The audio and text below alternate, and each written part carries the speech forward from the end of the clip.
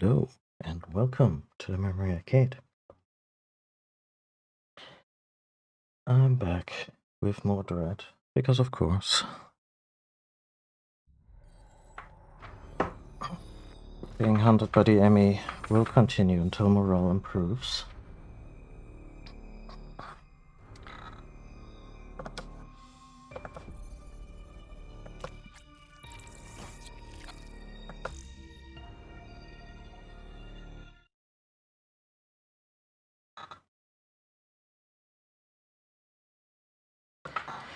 So where are we at?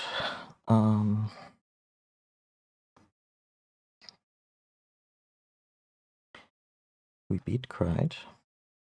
We did a lot of backtracking through the first 3 sectors.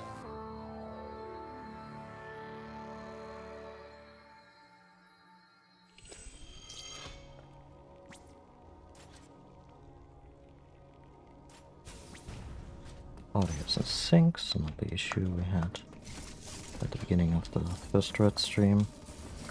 Was an issue with my game capture setup, but now that I've used it a little more again, it has been a while since I used the capture card, so yeah, it's fine now.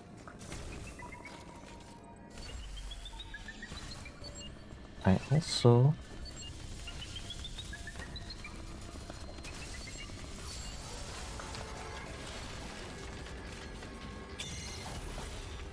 bang! Look at me go! What an auspicious start!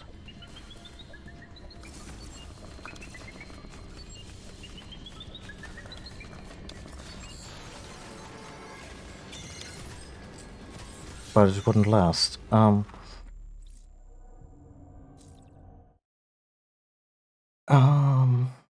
Yeah, I also figured out where we have to go.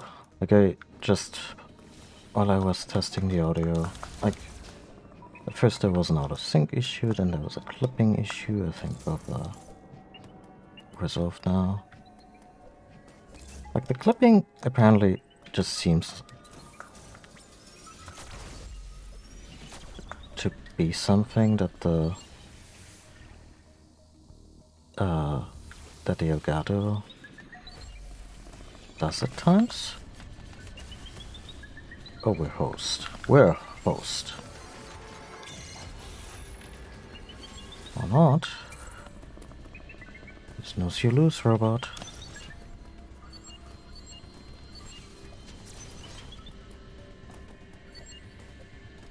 And I immediately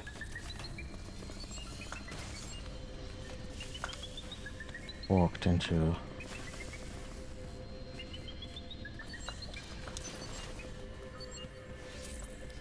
a trap.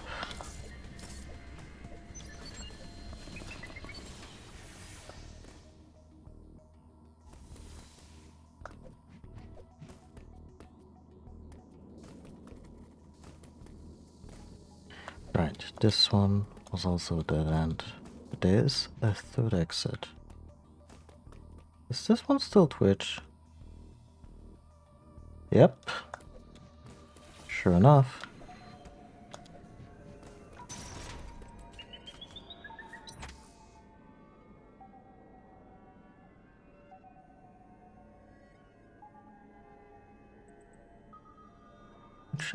Which one am I even looking for? Is it that one? I think it's that one.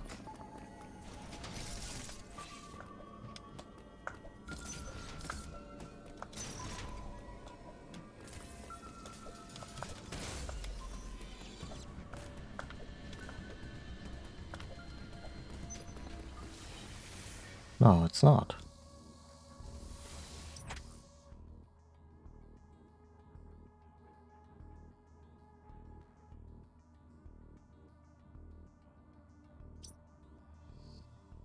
Could be that one.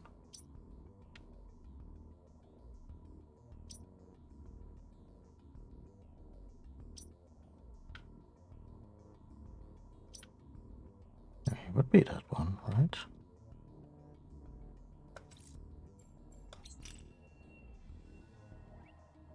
Oh, you can have multiples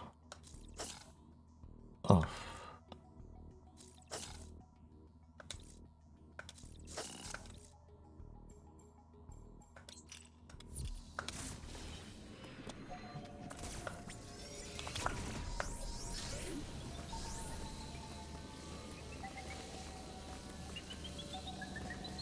about to run right into it, huh?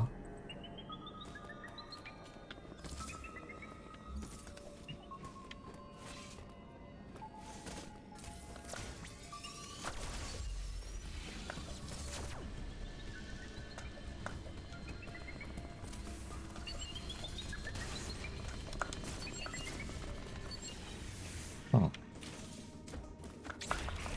There may be another access to this.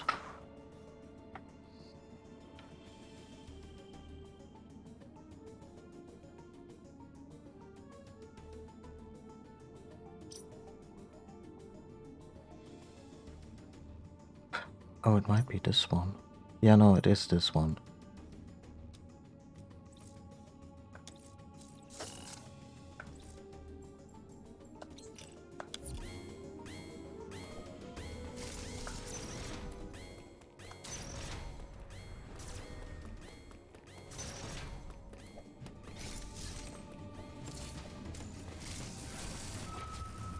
You know what? That's fine. Our health was in the gutter anyway.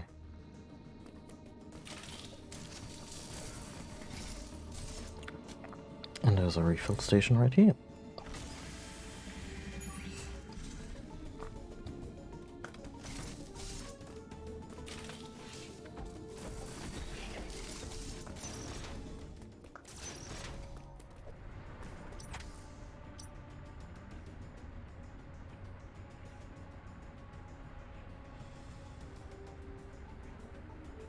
But we could totally cut through the EMMI zone. Wait, no, we've decided it's the danger zone. But we can totally use that as a shortcut to where we want to be.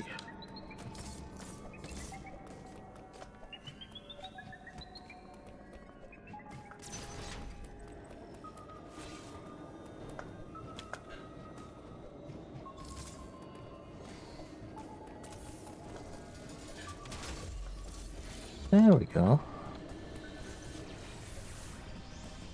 Fuck.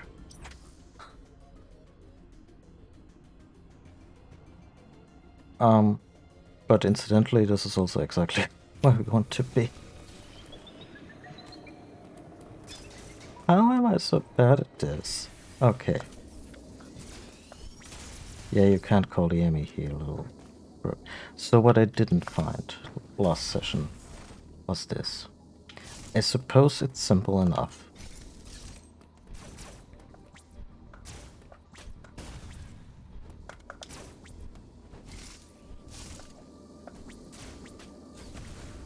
Bomb.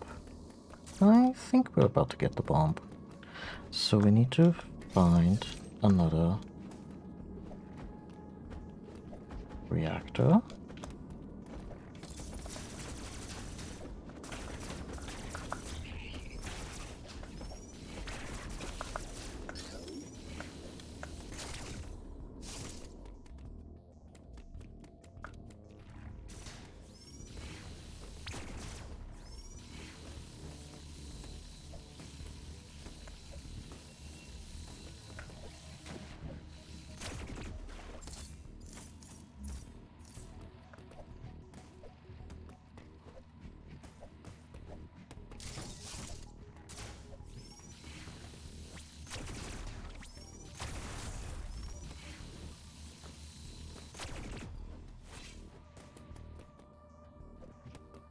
Got it.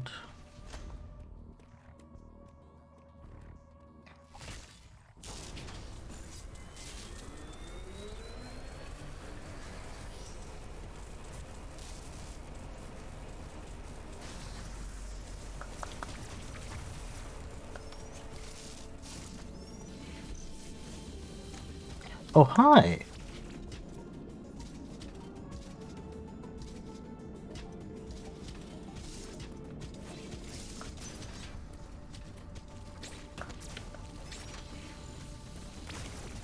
We got jumping slimes, we got security mechas, we got a number of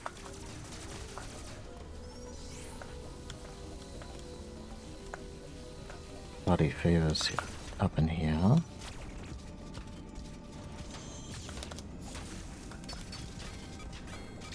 Jesus. Life comes at you fast.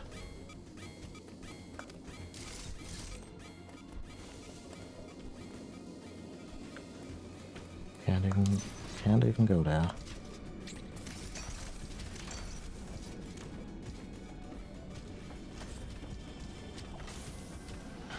Please, Mr. Schuser. Strongest. Well, research recharge station.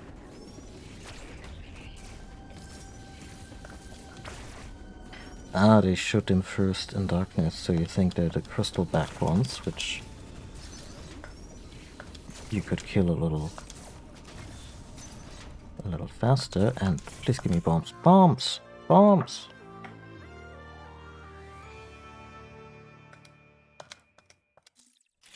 Delightful. Unlocked. The bomb in the air will in multiple forms. Some can also activate multiple launchers with a bomb blast. Yeah, okay. I've taken to reading these because from game to game, you know, subtle differences and such. Huh.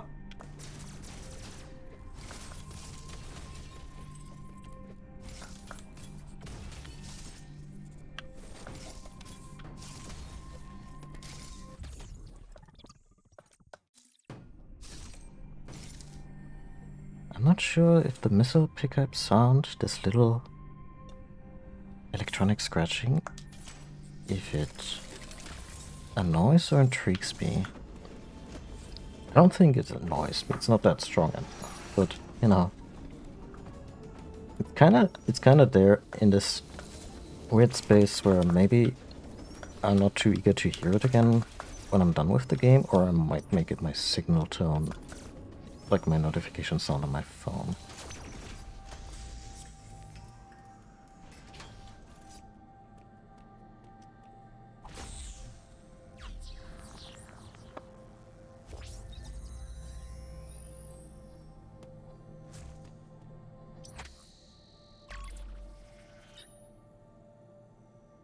Uh-huh.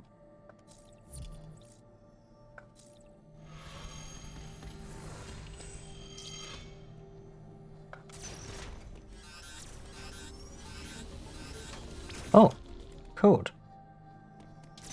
I forgot.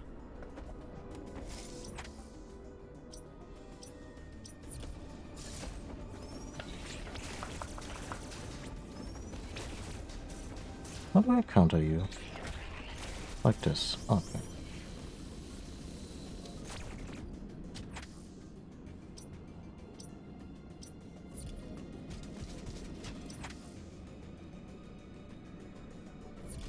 Let's get that missile.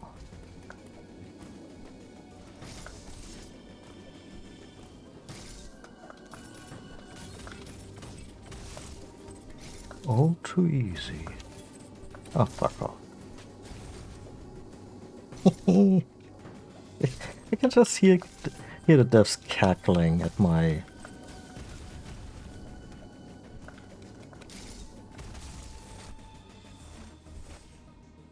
Are you fucking kidding me with this shit? Well played.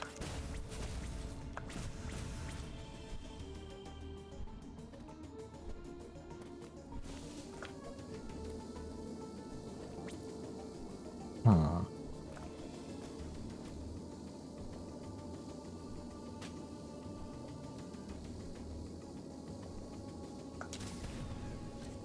Obviously.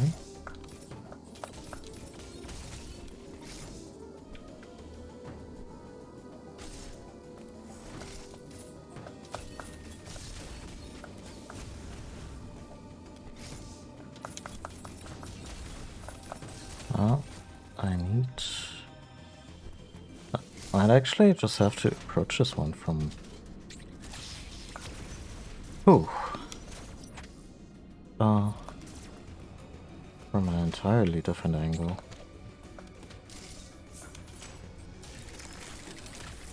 Whee! Oh, now they're working on it. Well, you better be dissecting them, because I don't want to hide it.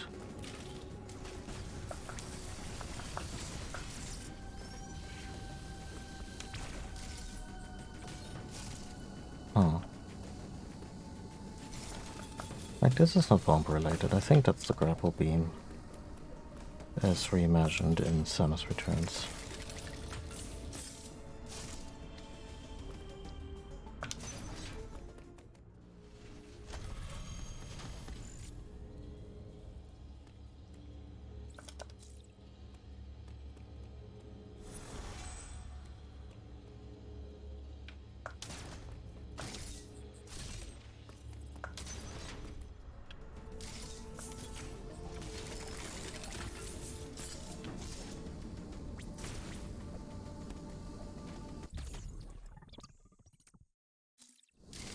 Life can be so easy.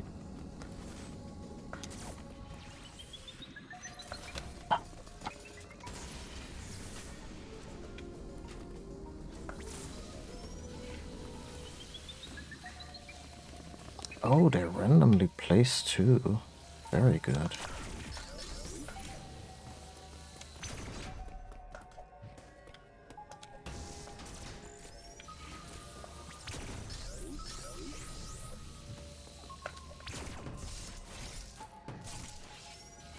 Fucking snitch robots.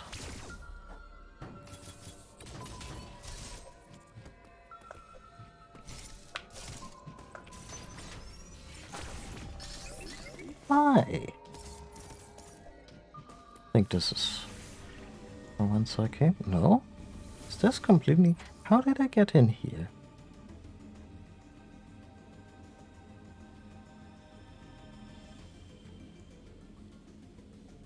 Oh no, this was a completely new section. Okay.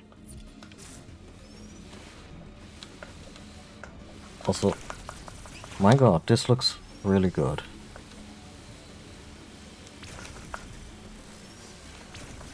That's some shrine level of fidelity.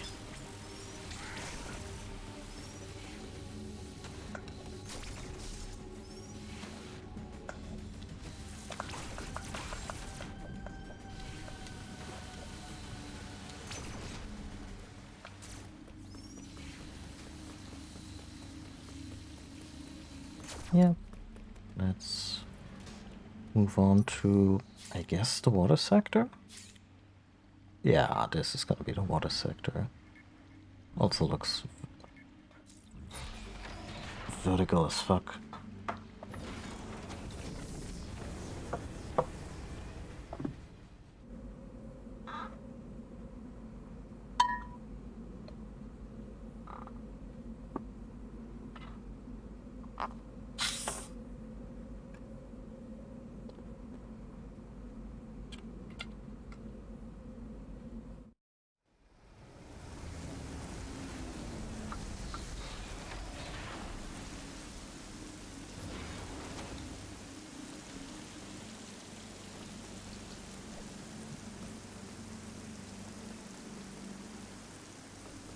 And then these long-necked fellas came here and they told me they had a whole Metroid army cloned for me.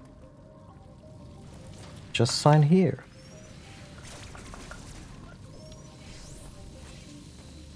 By the way, yes, I've watched a little bit of The Bad Batch and I like it.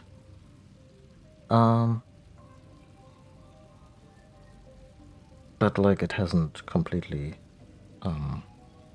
grabbed me. So I've watched a few episodes, probably will continue watching it. But if you wanna listen, if you enjoy listening to like RPG actual play stuff, you know, think Critical Role. I suppose Adventure Zone is like that. That's my personal blind spot. Wow, that fish was very eager to eat us. There is a podcast called the One Shot Campaign podcast, and they No, wait. The One Shot podcast, I think. Where they do, for the most part, as is my understanding, RPG one shots. But of course, they eventually had a spin off that would focus on long form narrative stuff. And they did a Star Wars one. And their Star Wars campaign is really, really good. It is a lot of goofy fun, so if you want your Star Wars fare to be more serious-minded, probably not for you. But the reason I just thought of it was because this place looks like Camino. That's a clone. That's where the clones were made, right? Camino. And among the group in that podcast is a former clone trooper named Bacta, and he's probably my favorite clone trooper in all of Star Wars, and there's a lot of them, including the Bad Batch. And also a friend of mine keeps noting all the Bad Batch seems use kind of close to the said podcast, because the core story of a bunch of fuck-ups take care of a kid is the same, but you know. Hardly the most original concept. And this place looks interesting. But yeah, I am... And yeah, said clone trooper, I really like him, because the player does a very good voice for him, and it's just really a delight.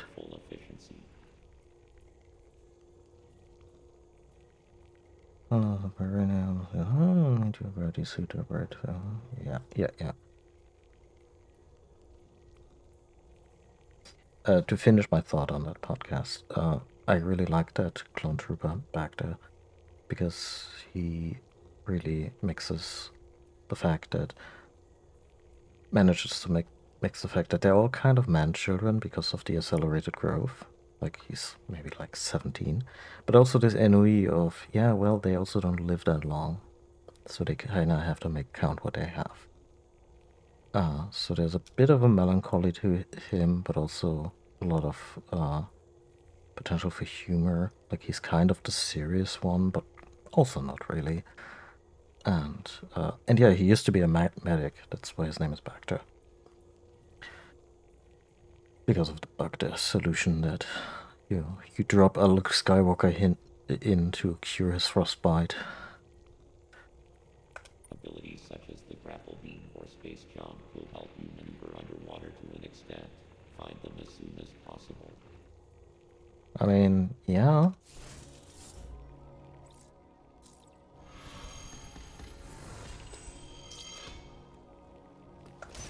This is still my favorite version of Adam. Not as HAL 9000 duplicitous as the... Right, we're underwater. Good grief. How about a big thing that spits piranhas? Wait, no, we were not underwater. Those things could just fly. That's even worse. How about a big thing that spits flying airborne piranhas?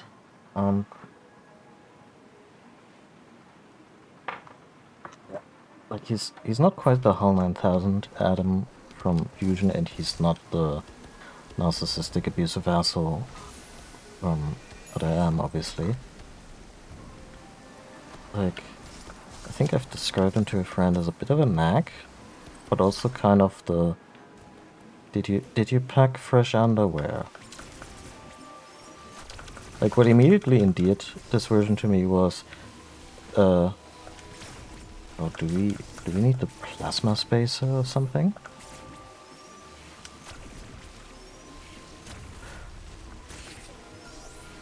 Huh.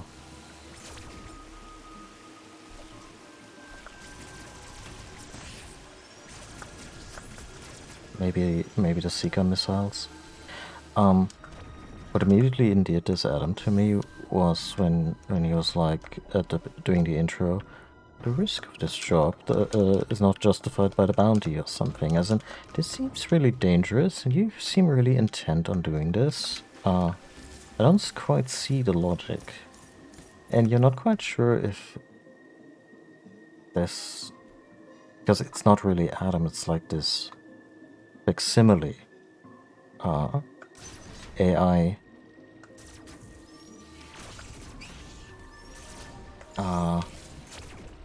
or simulacrum. Like they give you a single line about how the minds of certain Federation folks get backed up in order to base, you know, computers on them. And it's all well and good, but also he is also not quite human in his mannerisms. Then again, neither was the original. Ayo.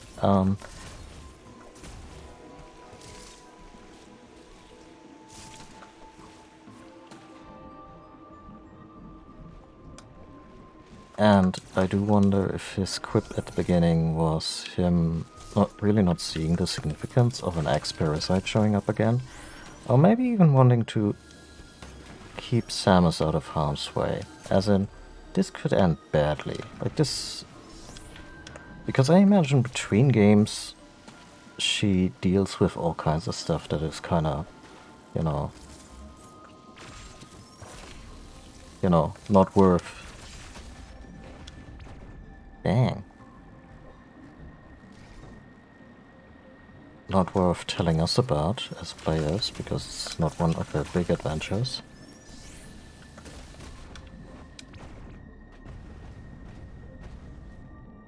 Okay, this could be a Shine Spark situation, but maybe I can make that jump? I don't know. Can we walk on water with the new speed boost? That would be really cool, actually, once we get that momentum down. Or I would also take a grapple beam that can hitch to one of these walls. That could be... yeah. So I cannot just tiptoe on these.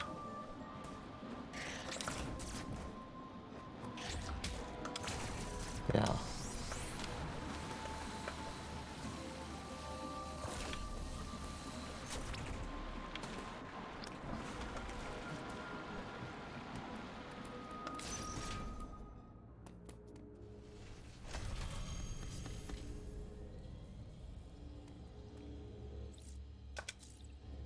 Really like how the backgrounds throw me in and give this a sense of place, because I've played so much Metroid recently, it kind of became this procedural thing, and if you just look at a map of a Metroid game, you'd be like, yeah, of course, this is a door where a safe room would be behind. But because my mind is so busy with, oh, it's a little technical, and we're in these watery caverns, that didn't even occur to me until I walked in. And, yeah, kudos to them for breaking it up like that.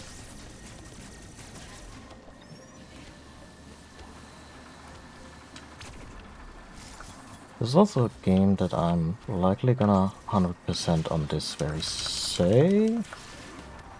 Oh, good grief, you're persistent.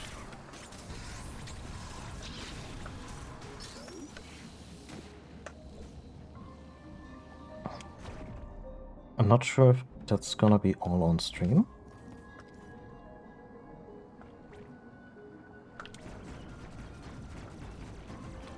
But since I'm already going through this at a... Sweet.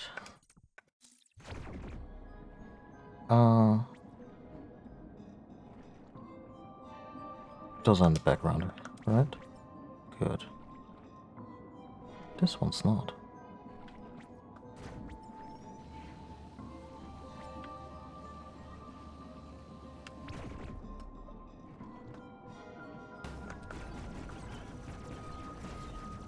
This looks so amazing.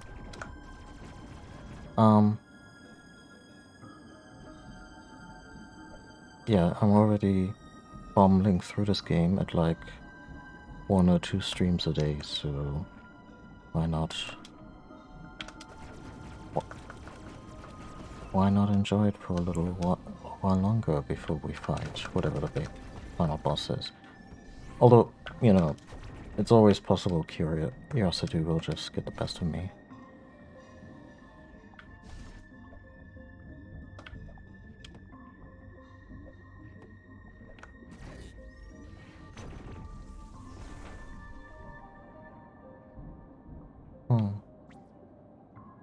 Whatever you are, can't really interact with you yet.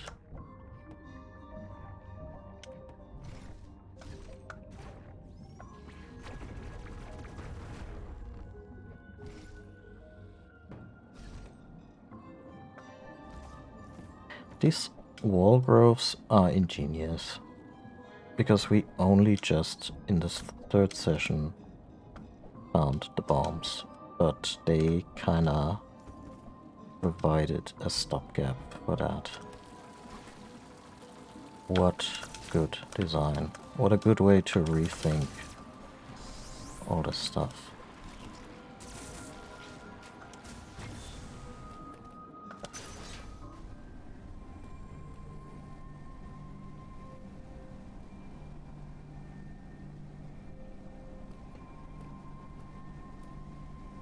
Samus, are you sure that's not a Chorizo Sentinel?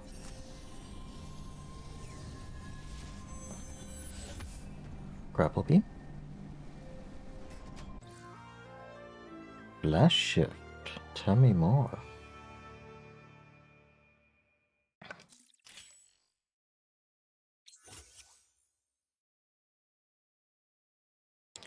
Combat Aeon ability allows us to instantly move forward and backward. With full Aeon, hold A to prepare to flash shift. Next, tilt L forward and backward to make instantly. They're making good use of having a bigger gamepad, because on the 3DS the Aeons were all kind of grouped and you had to switch between them. And using okay, so this is essentially like a slightly more. I mean, this is kind of the Celeste dash, isn't it?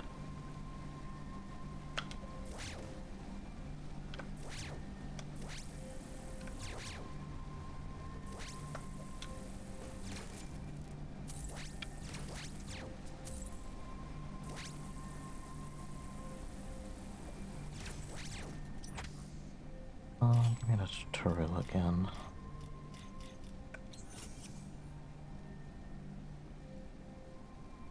Forward or backward?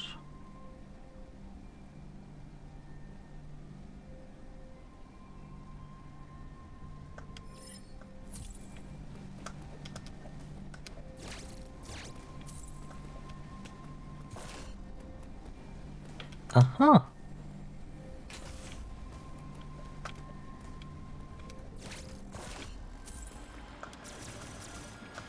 Oh, I have to rethink so many situations in this game. Good grief. And yeah, if they played Celeste and were like, that's a fun way to that's a fun mechanic to center platforming around, more power to them. Or you know, Hollow Knight.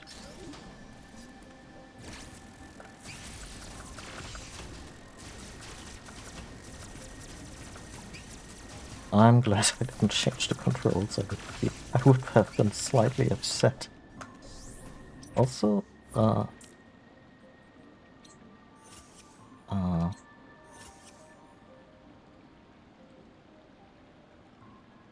they didn't update that.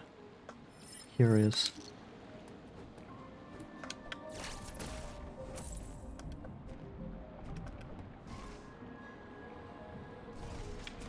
No flash shift underwater.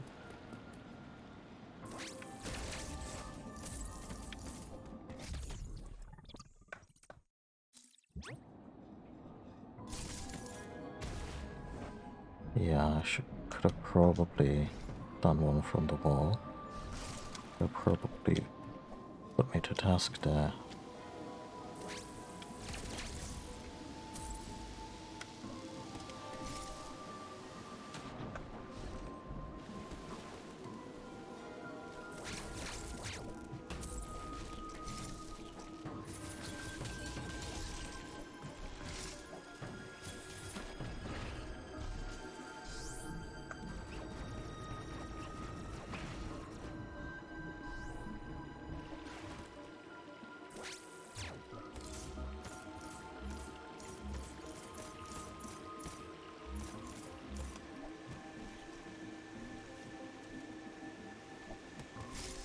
Oh, I've been here.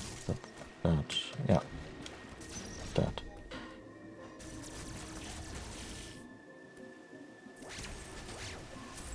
Make certain things just a little easier now.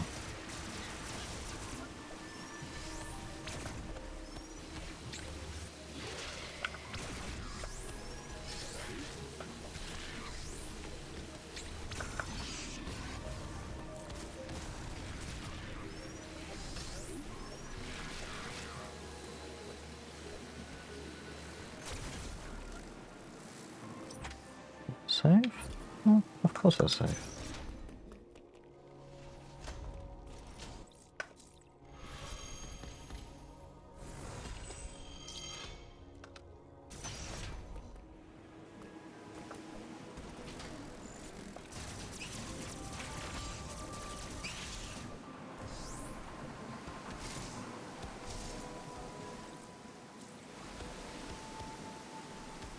So what a good way to subvert expectations. Oh yeah, shit. This is a designated ammo station because we still do that in 2021 for some reason.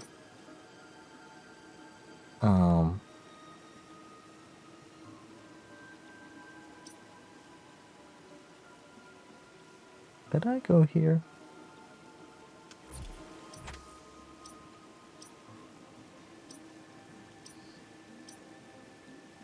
Oh, yeah, no, there's a shut-up platform. I absolutely should go there.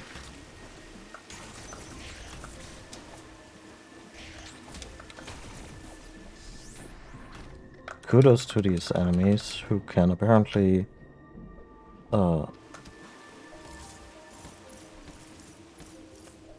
suck in the 10 metric tons that I've decided bounce around suitways by this point.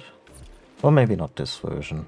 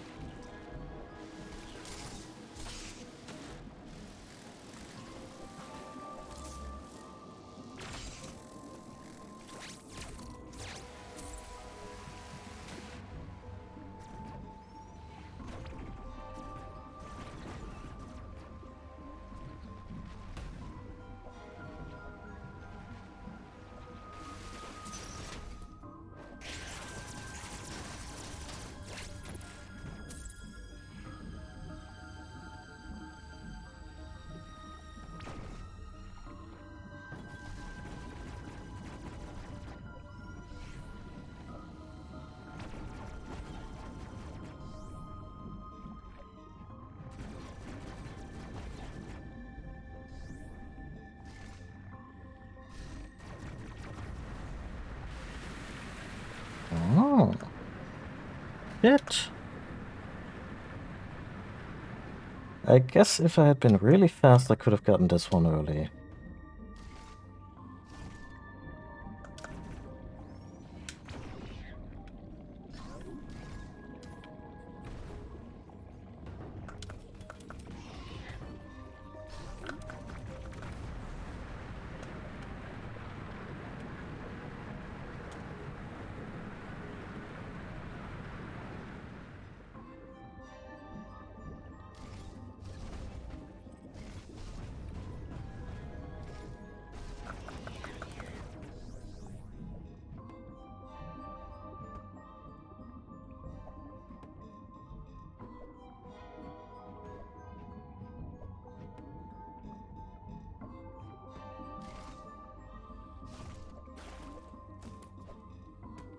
Cool, cool, cool, cool.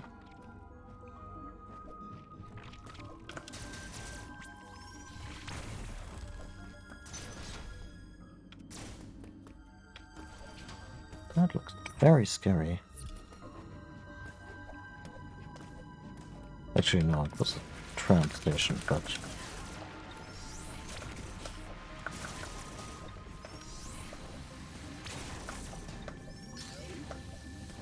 Let's explore a little more.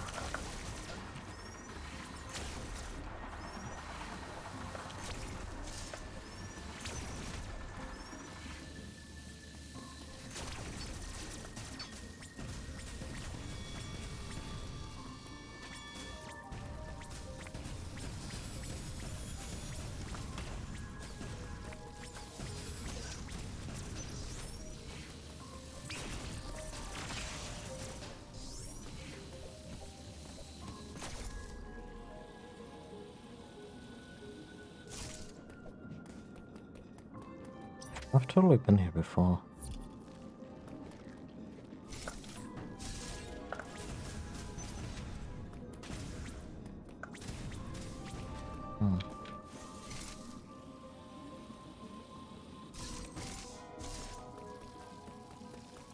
Very courteous of them to not introduce these long tunnels before you get them off ball. Otherwise you just slide into them and then you're kind of stuck. Going, now what?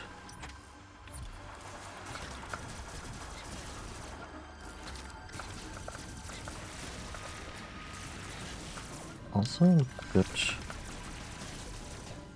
metric tradition. It seems like they're mostly just passing through the water level.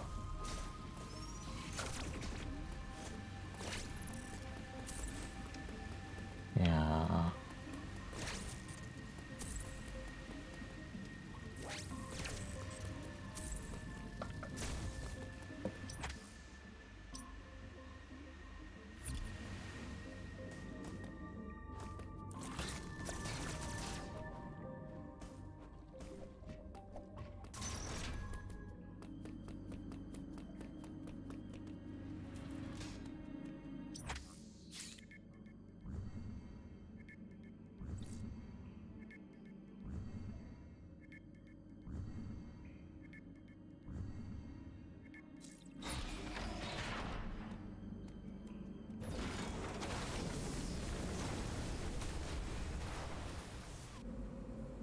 I think the yellow teleporter is where it's at.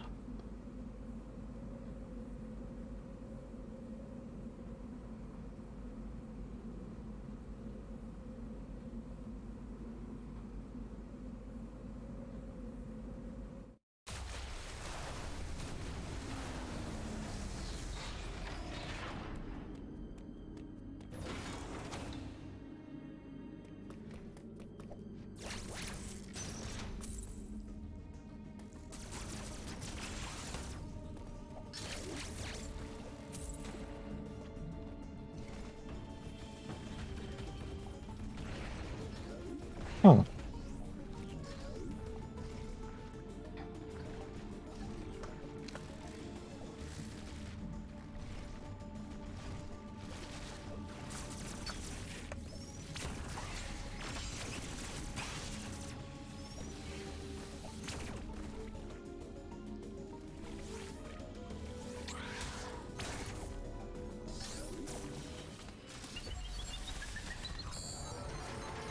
Well, that sucks.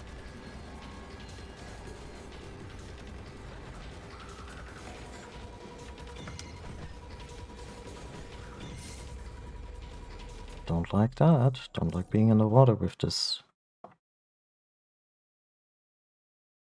ghastly little thing.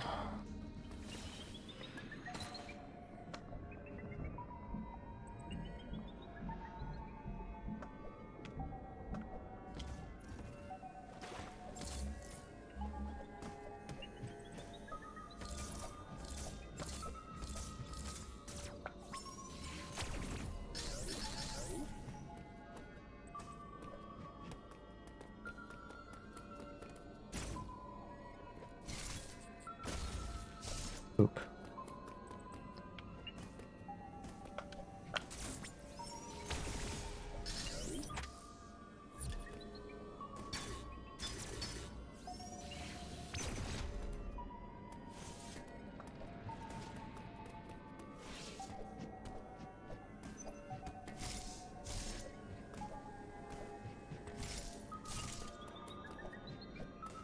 Excuse me while I just try to find an exit. Or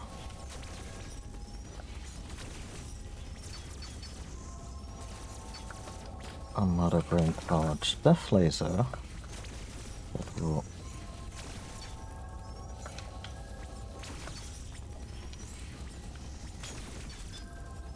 take care of my problem. I think this was the really fast buggers, so we might get our speed boost back.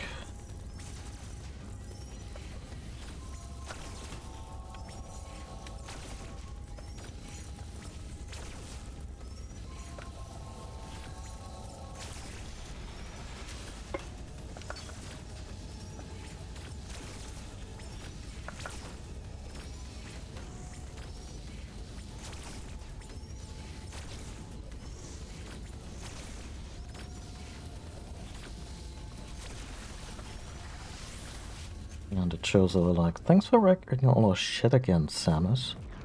What did I do? I activated so much machinery. This entire planet is running like clockwork. Yeah, but you also killed all the mother brains, which did the really complex computations for all the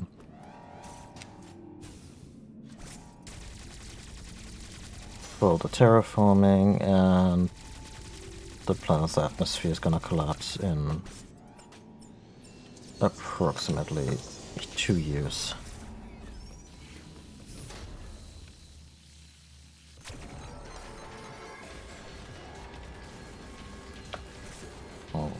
Oh no.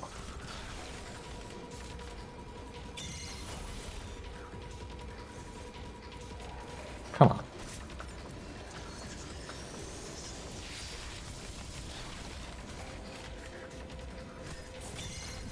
Way too early.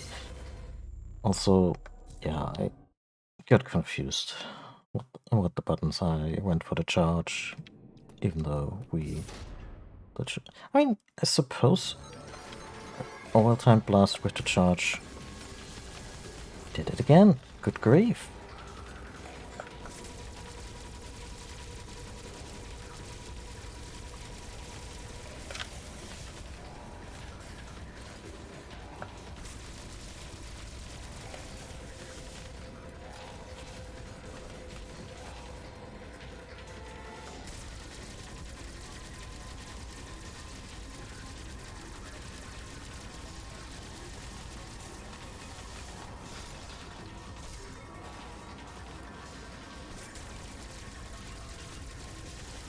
Come on. Shit.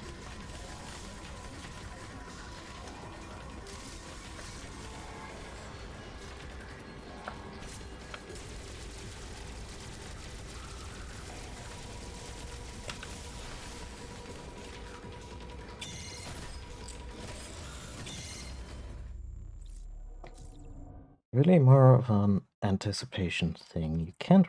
You don't have time to react to the flash. At least that's my experience. Not sure on how much input lag I'm sitting here that could be mitigated in any form or fashion, but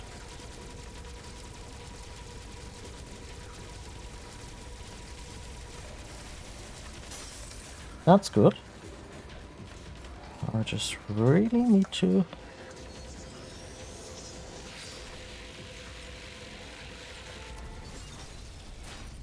this one, and we're in business. Speed boost, please.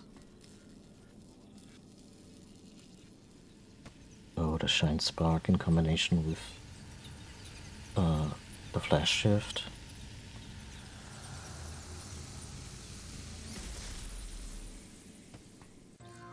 Yes.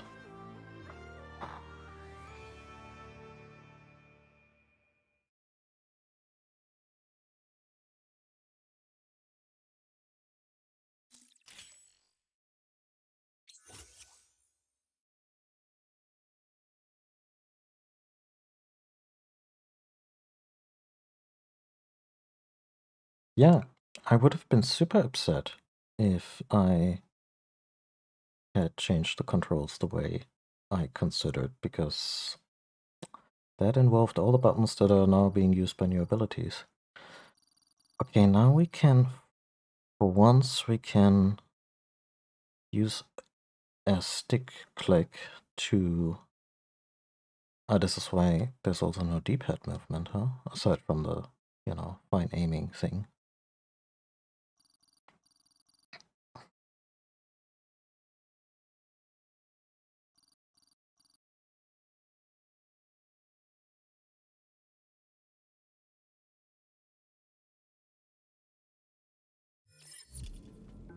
Oh, Shine Spark still works as...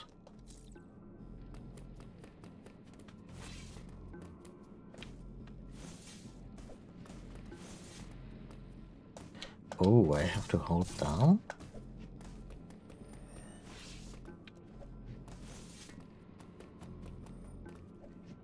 Now, do I click it or do I hold it down?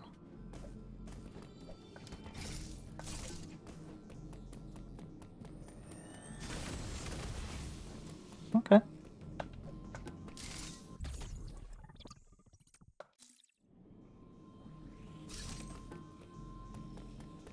I click it.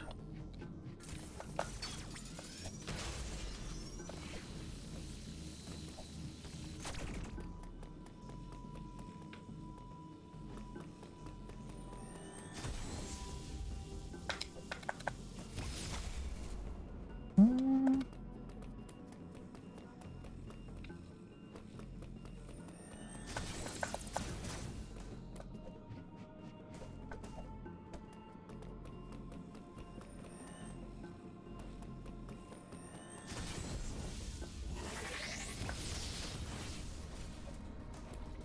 I'll buy that for $1.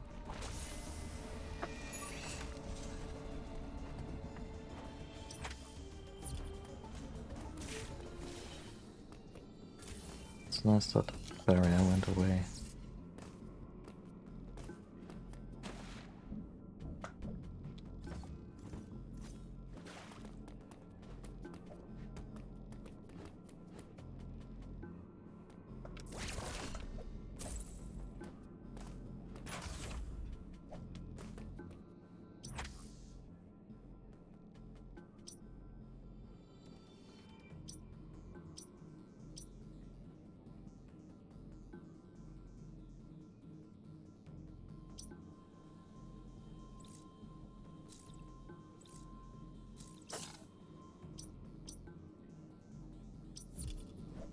Anyway, we have a whole lot of stuff we can do now.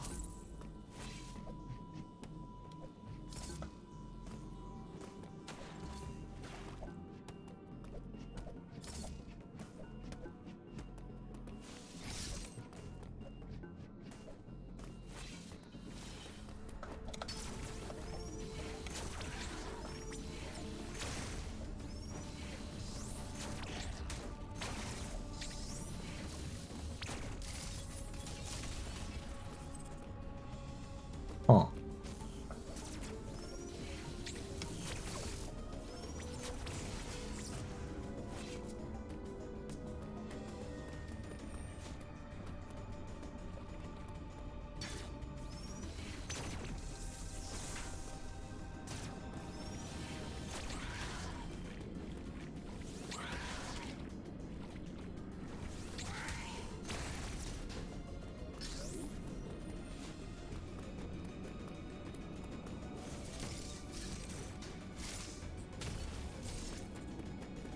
Hmm.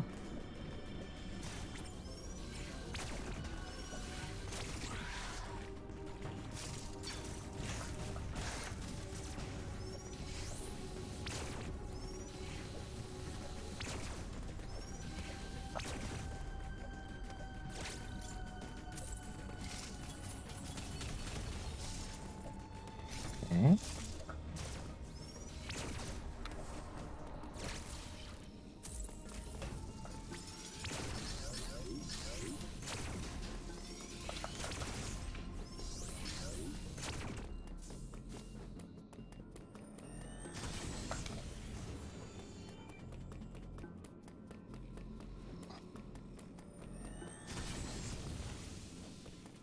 Yeah, clicking it again does not store the shine spark, which... I mean, my muscle memory here works okay, so...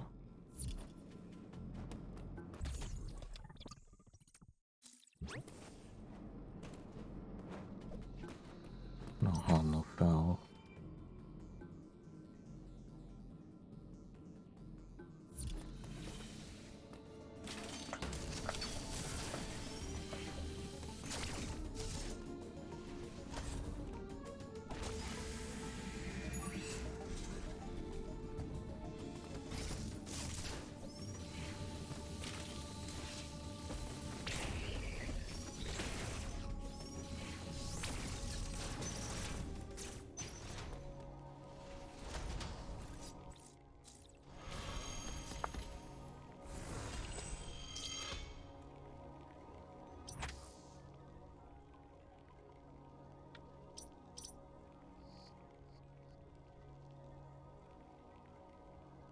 Hmm.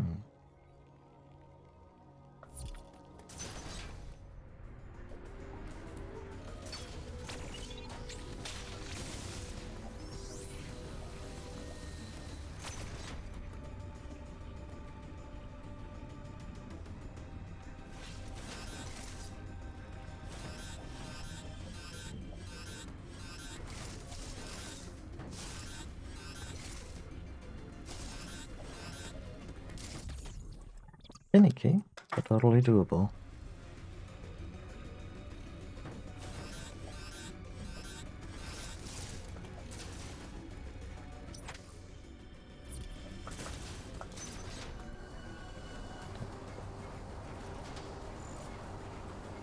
Yeah.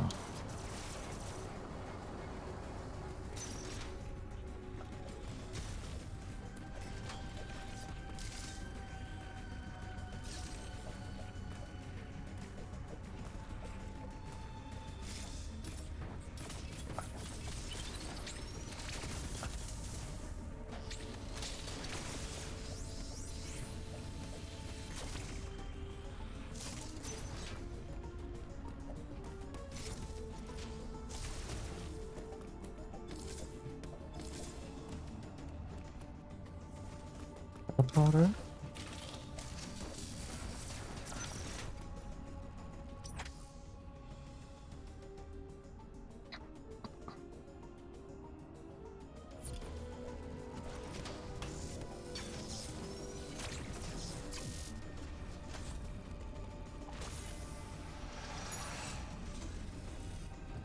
Oh, the golden ones are the really good ones. I need to keep in mind.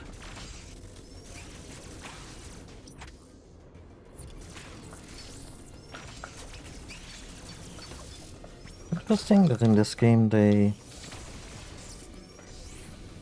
call attention to the fact that, no, not Samus, that the word Metroid means Ultimate Warrior in Shozo, when we have encountered a member of the warrior tribe, and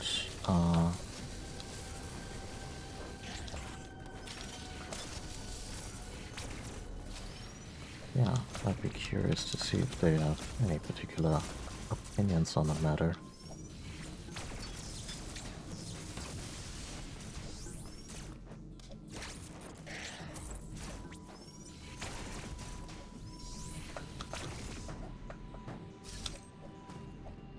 I also really like how all the EMMI tubes open up once you've defeated one.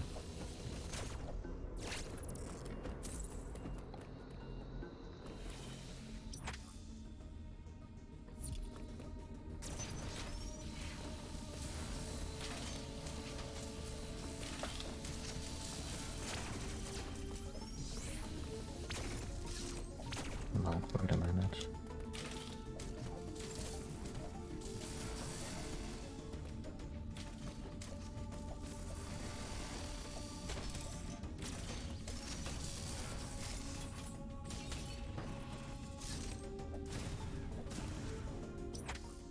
We know what that is.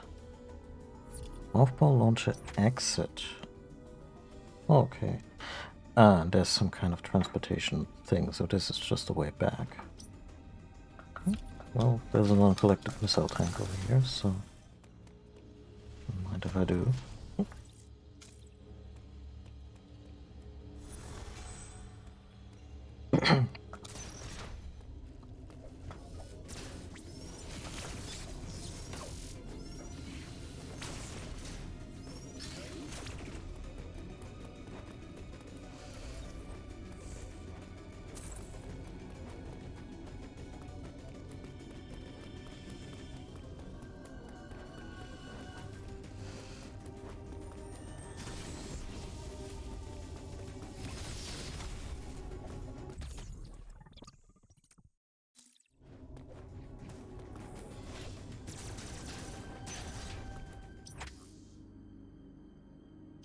Takes me to Kataris. This is the yellow teleporter. I was kinda wondering if I could get this one now.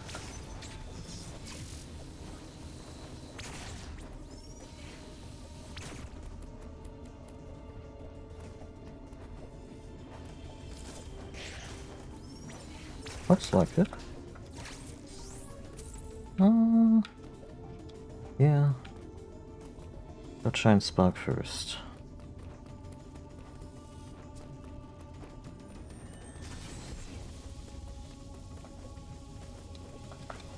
Straight up, Samus. Good grief.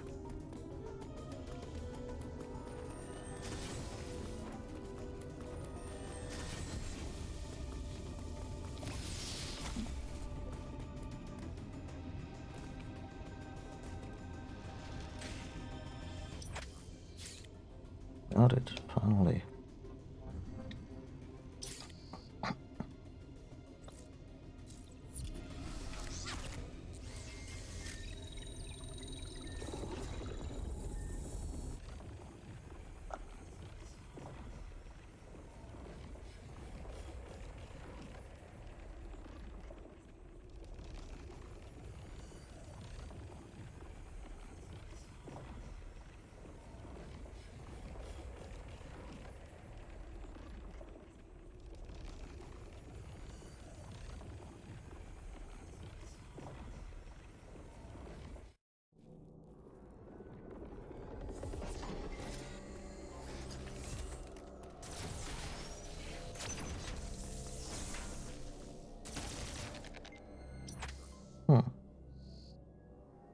Really just a shortcut more than anything else, but there are speed booster blocks right here.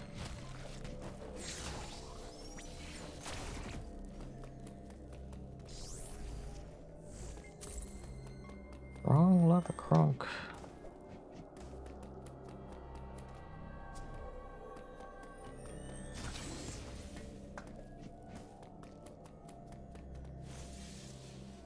Oh. How to get back there? Okay, it's easy.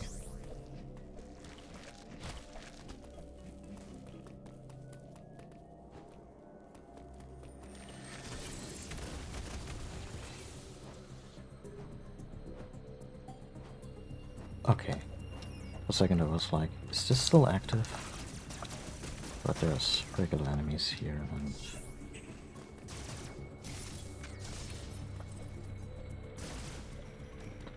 No. Brain filter that indicates EMMI activity.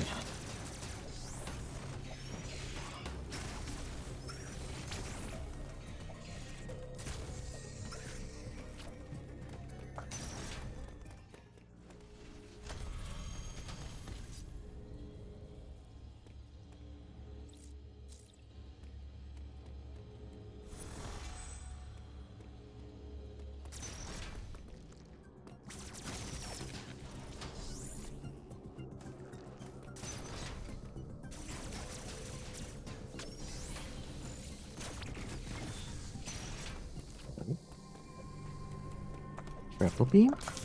Grapple beam!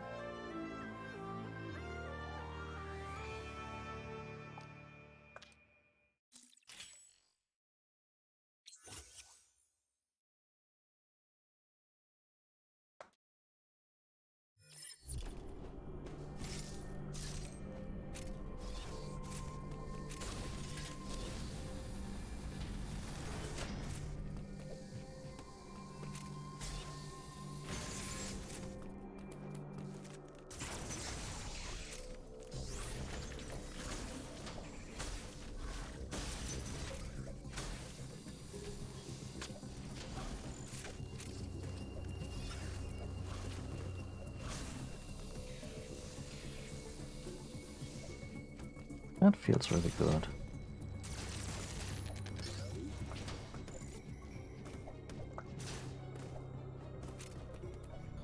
I'll say it through. Yes.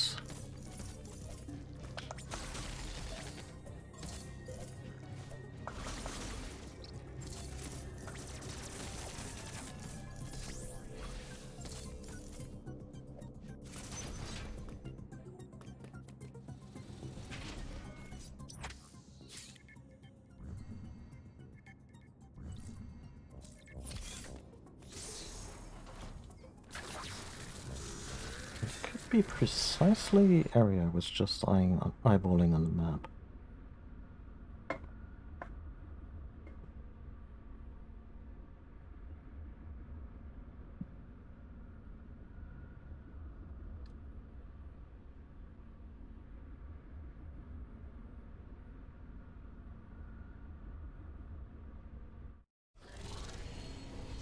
Beginning to appreciate why you cannot change the control scheme.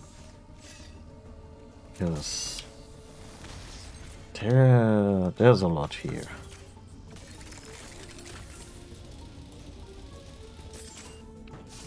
Yep, this is exactly the area I had in mind.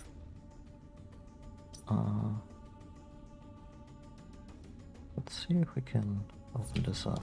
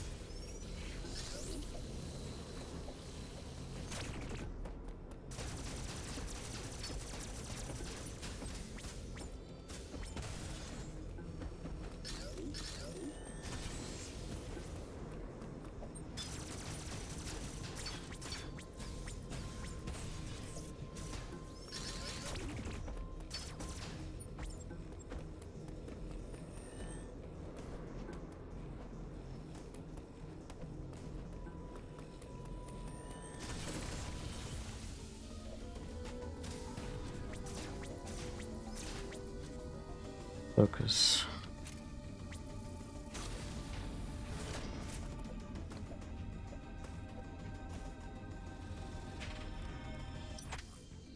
New stage, finally.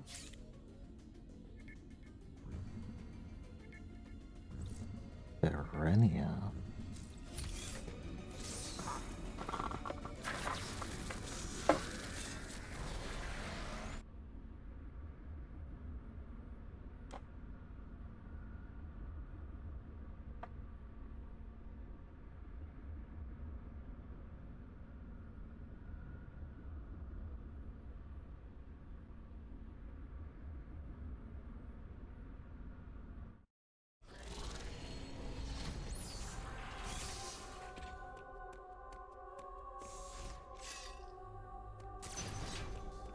Finally make it to the surface.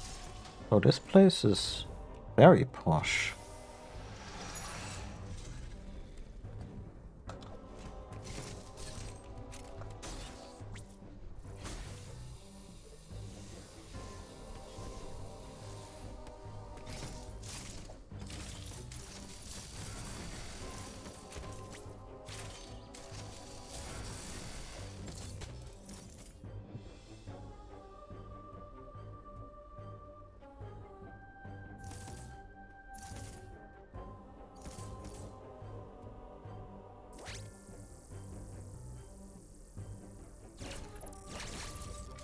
Ah.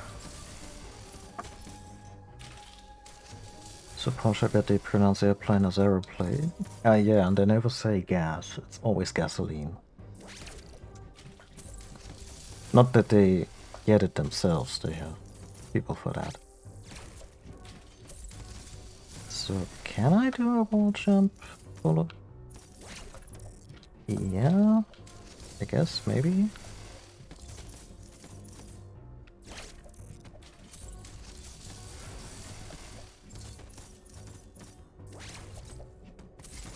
Okay.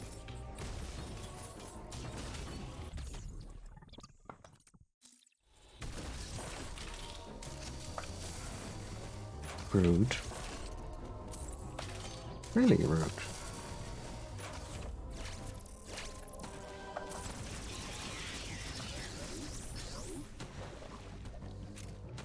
Only the Chozo would colonize a planet with its flying piranha swarms. Ah, there's gonna be an EMMI here.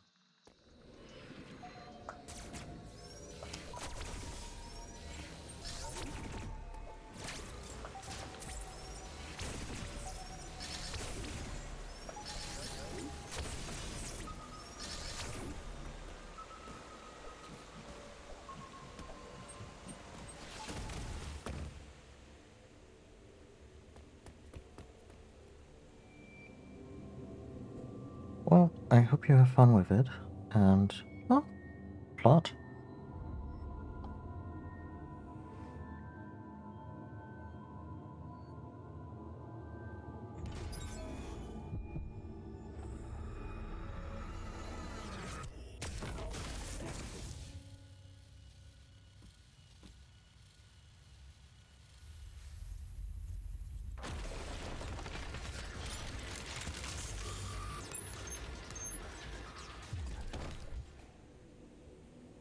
Okay. Boomst.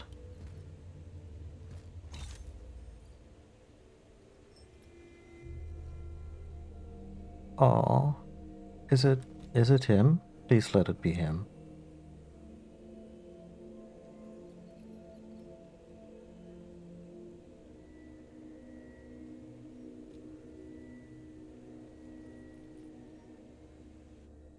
I think that's not Old Bird, but still. Quiet Rope. Saint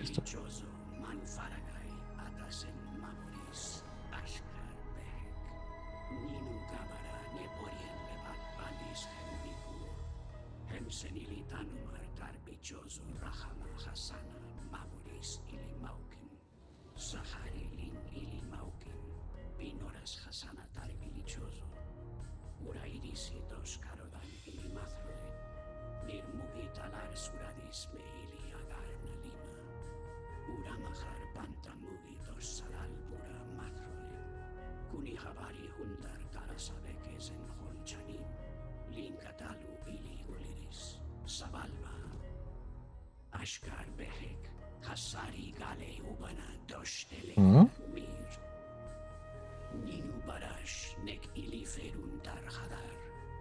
The ultimate warrior.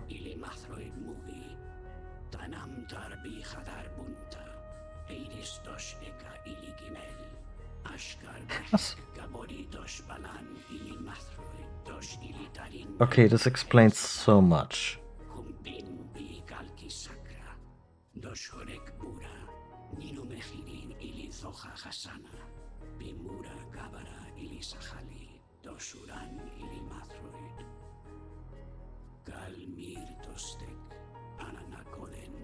Aww, that sucks.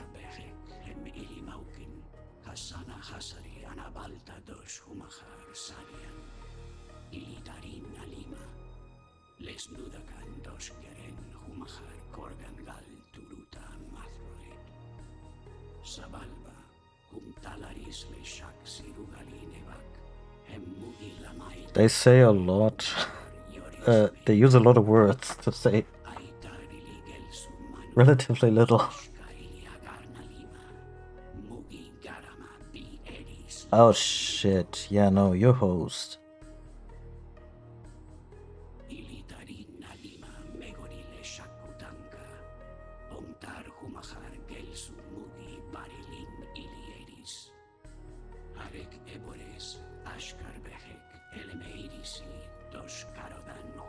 They seem like the kind of person who could do that.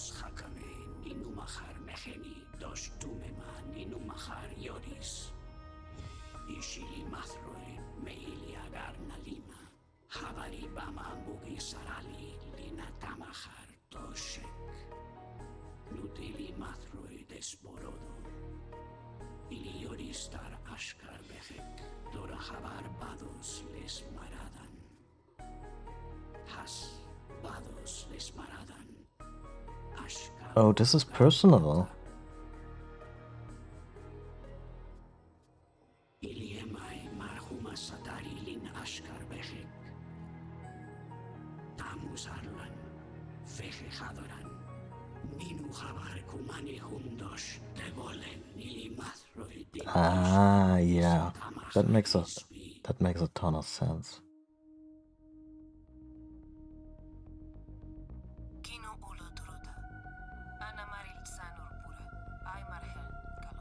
Oh, this is so fucking cool.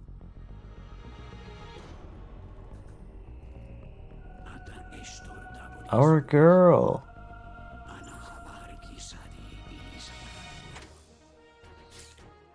And the music. This is awesome.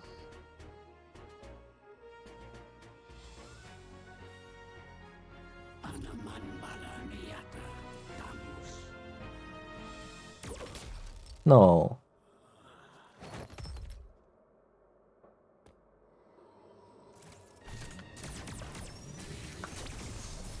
Are we fighting a Chozo? Looks like it. It looks like Old Rope is fucking dead, which really sucks.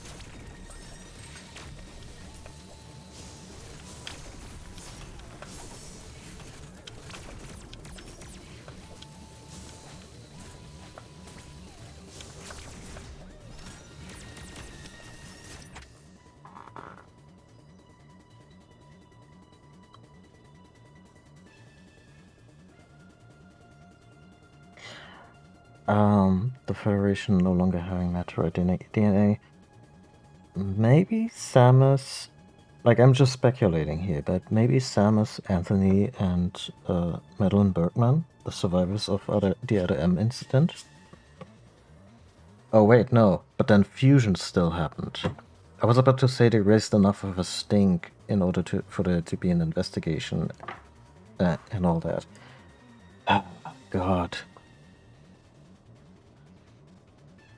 Still, fusion manages to frustrate me because of how it's weirdly also the story. No, not fusion. Other M manages to frustrate me because of how it kind of goes through some of the same story beats as fusion.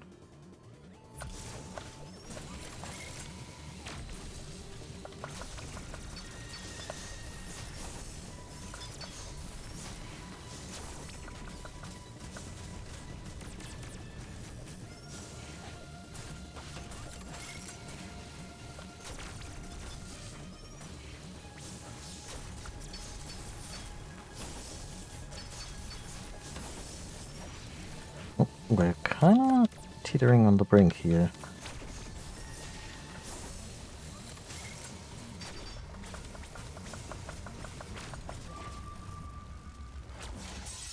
Okay. I need a bathroom break. I've needed one since we got into this sector. But I was like, oh, next safe room. And then all of this happens. Oh, this cutscene better be skippable.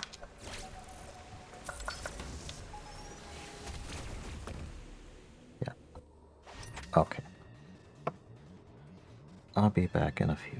I'll stretch, go to the bathroom, and maybe eat half of this banana that I've been staring at for a little while.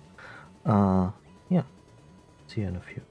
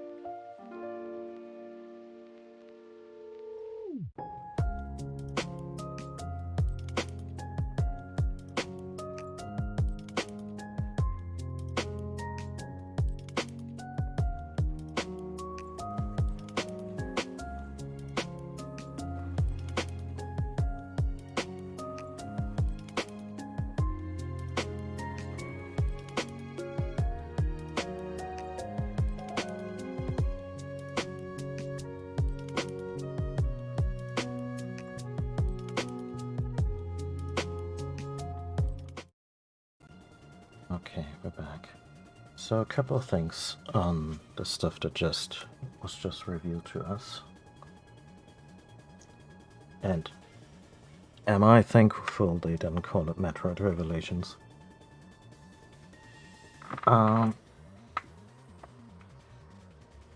So a lot of the stuff we've seen of the shows makes a lot more sense now. As in, they were described as these scholars and technologically advanced, and just spoken of and very highly by everyone. But we've also seen them dabble in biotech. We've seen and biological weapons. They made the Metroids. We've seen them create incredible weapons.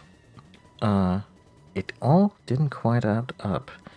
And now they've revealed that, of course, the Shozo were not like a uniform body, but there were factions among them, different tribes, and one was very militant and, excuse the term, hawkish.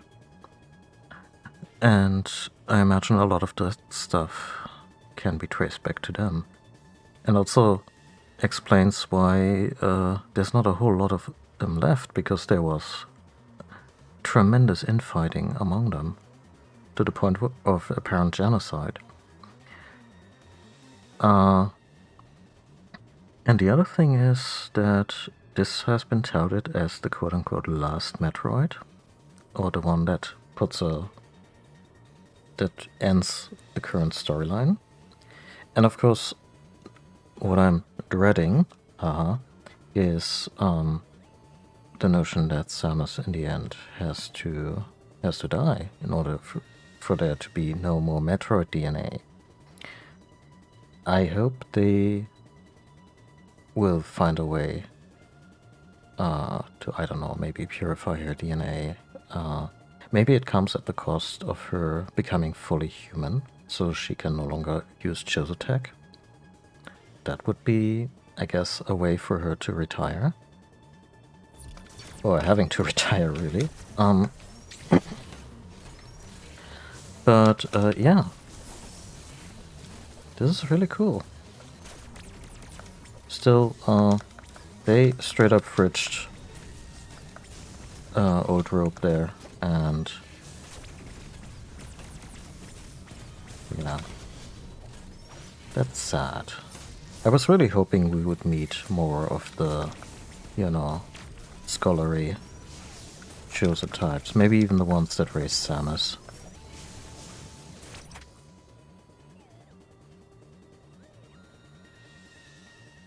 Oh yeah, Metroid DNA being purged from her system is absolutely in the cards, and maybe the idea that her DNA is fully human afterwards, and as such she has to retire for now. It would put like a bittersweet capstone on the whole situation, and would also be something where we can at least believe for the moment that it's... Oh, that's why there's item caches here.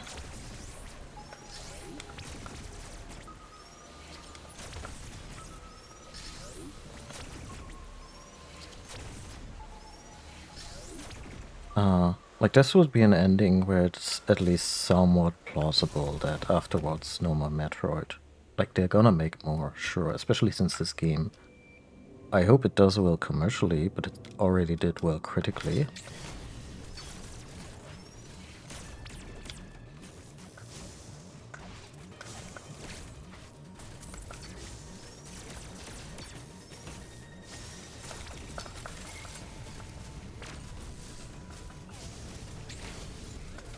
Okay, I cannot phase through enemies. That's good to know. And I'm already...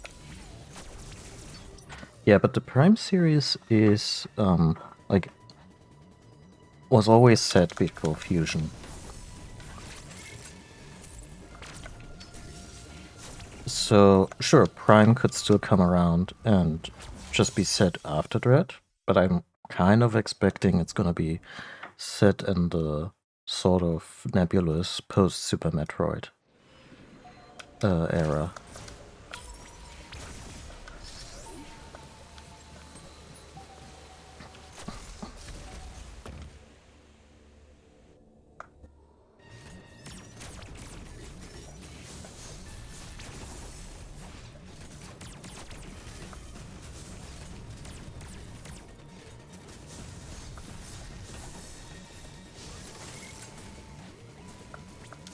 Is that fucker packing a screw attack?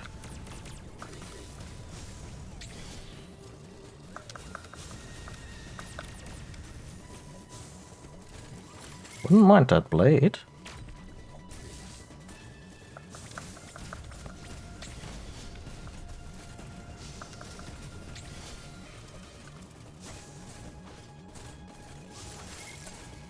For a second there I was wondering whether the militant Shozo wanted to keep the Metroids around for sport, like Predator style. But yeah, apparently they wanted them straight up as a superiority weapon.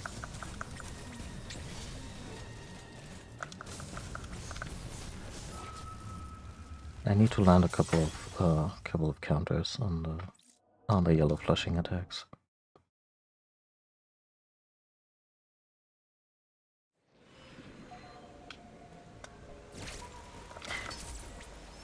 Yeah. Well, here specifically, I was wondering if at some point they're gonna continue this lineage of 2D Metroid games.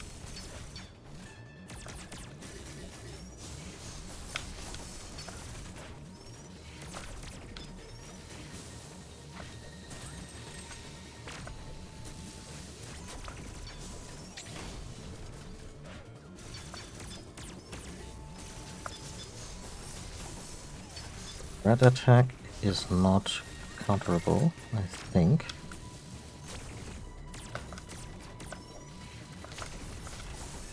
Nope. Hurts like hell.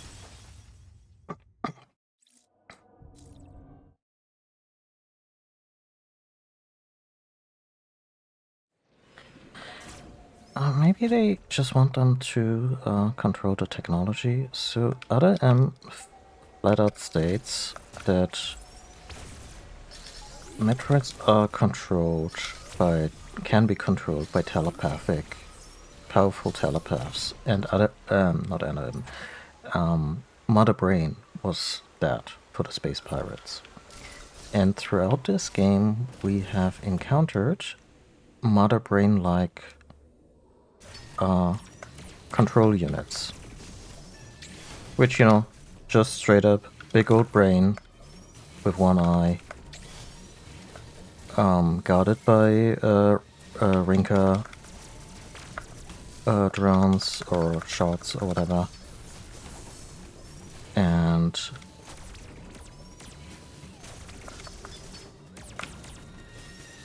oh, one time. Wrong attack.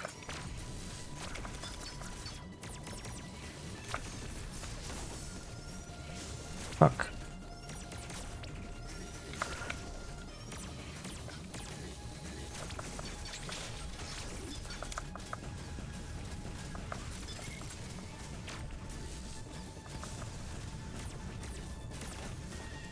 Oh, cat, this is a bad time. Well, you only jumped on my desk after I died. So I'm guessing that Chozo Sage was tasked with developing that technology for them. Those control brains.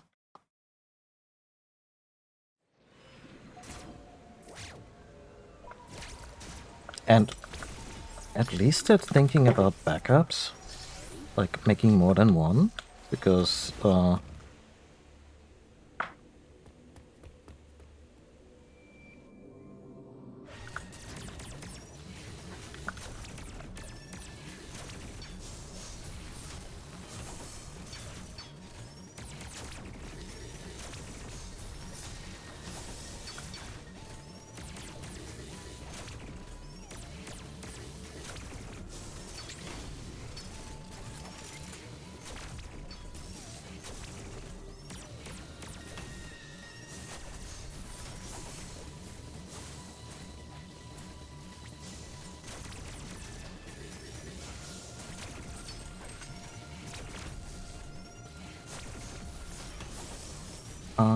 and apparently they also already did something to Samus's body. Like, I'm not sure if you watched the beginning of the game, but it's by my VODs or any other means. Like, the game starts with Samus encountering the big bad, getting completely dumpstered by him. And then she wakes up at the core, or, you know, at the very bottom of the world map. All her gear is missing, and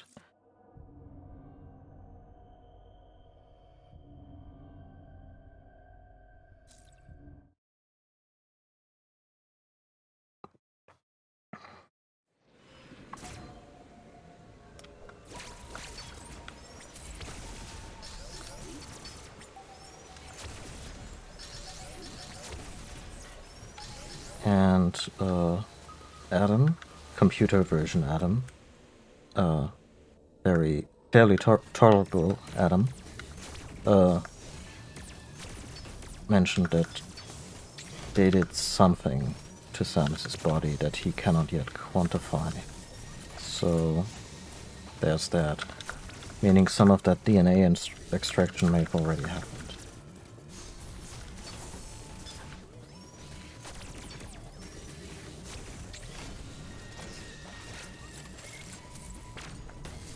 Shit. Really not doing well in this fight. I'm not sure a couple of my energy tanks would help me.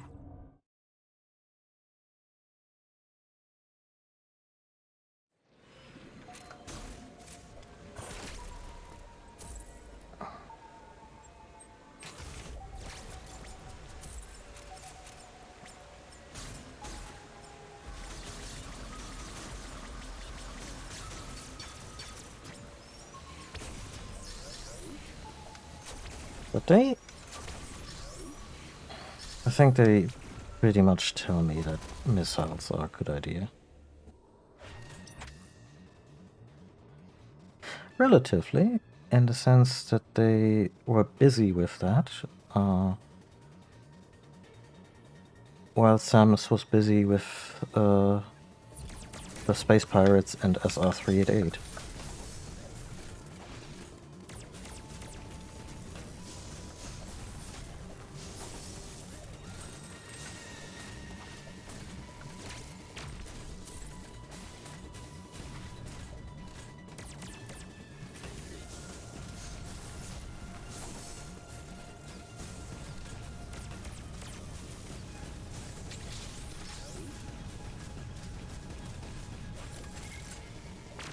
That must have hurt.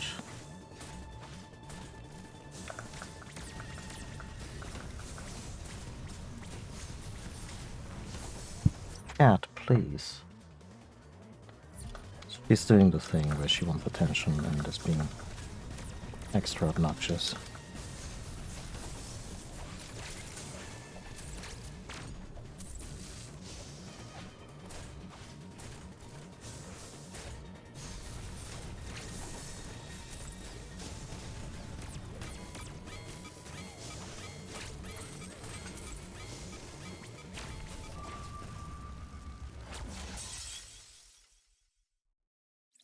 Yeah, I'm not sure whether Scholar did end up helping them. Honestly,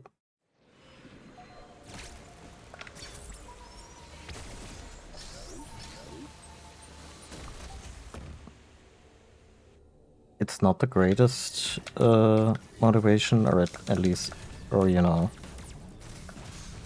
not the most glamorous, but maybe they just wanted to stay alive a little longer. Maybe for the sake of themselves, or for the sake of their traditions. Because, you know, I'm honestly not sure what I would do if someone held a gun to my head and was like, you do this. And if in that moment I would care how many people could potentially suffer.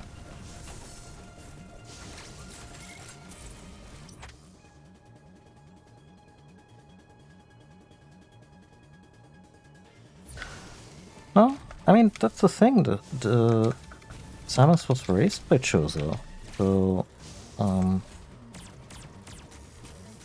all this stuff happened in her lifetime.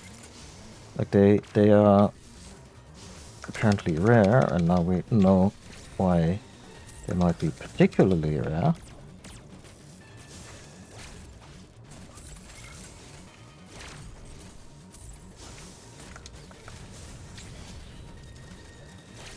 Didn't counter, also didn't get hit.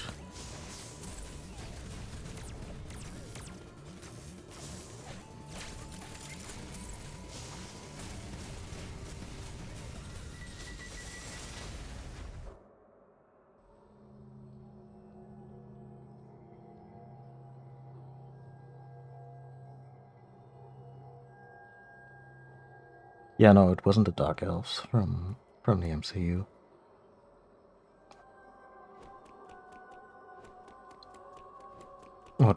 Or like the last surviving Prothean.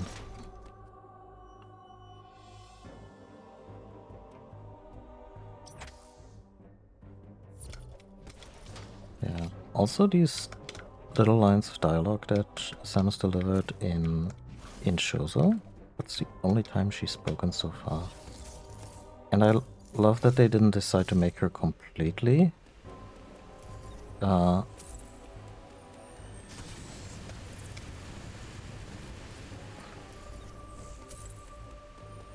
completely mute for this, because I feel that would have been overcompensation from other M. As in, yeah, the voice acting approach didn't work, let's not have her speak ever again. I did not want that. That's too cold for her ass.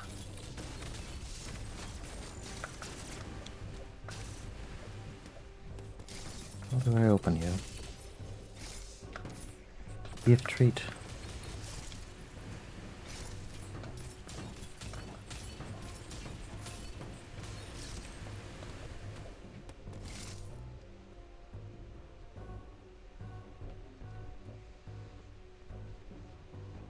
By sufficient spite.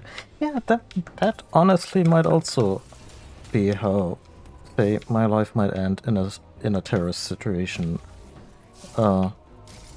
Like my final words might one day be "fuck you."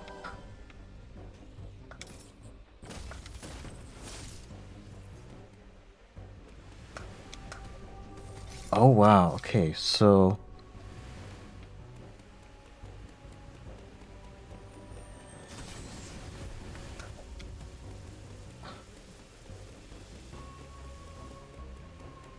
So what we gotta do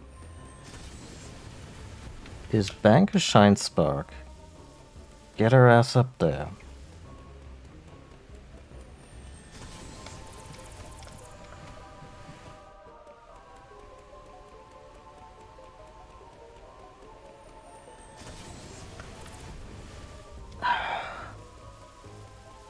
Yeah, but the act of banking the Shine Spark is already...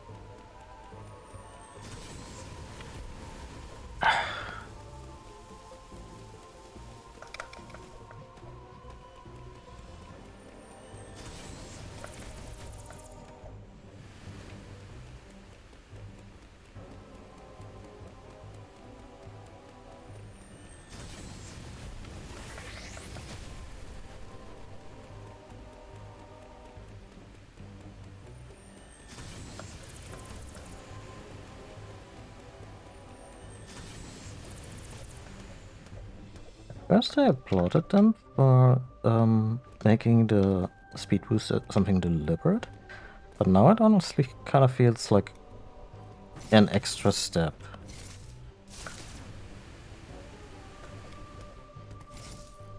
Good grief.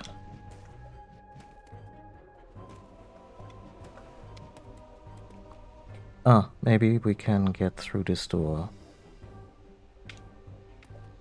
with sufficient speed. Banker Shine Spark here.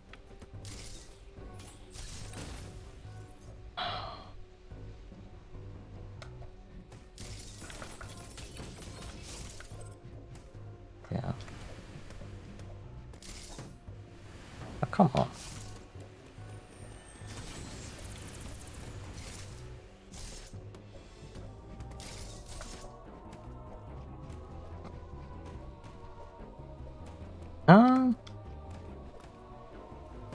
It is also very lenient. Like, controls so far have felt very smooth. Oh wow, we're already done in the sector, huh?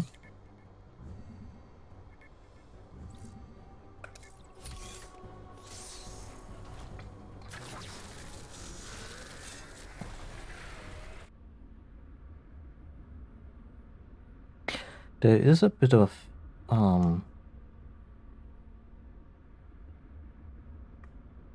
there's a bit of function creep. In the sense that, yeah, we used every button on the controller. To the point where I think the Pro 2 8-bit controller might actually be excuse me. Might not be a bad device for this game. Just to make maybe a couple things easier to reach or differently to reach. I would suspect the chase sequences with the EMMIs won't be your cup of tea. We now know why the EMMI are pursuing you. Samus Aran, Raven beat Lord you here. He wants the Metroid DNA that exists only within you.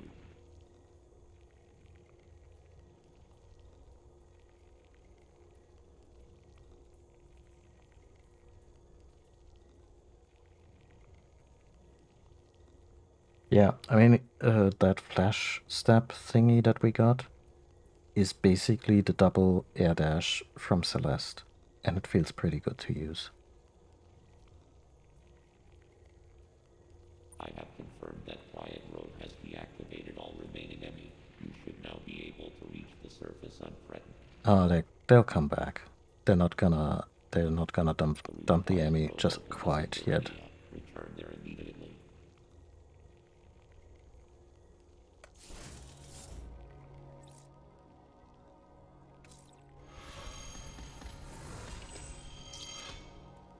Cat, you need attention. I'll open the balcony for you. How about that?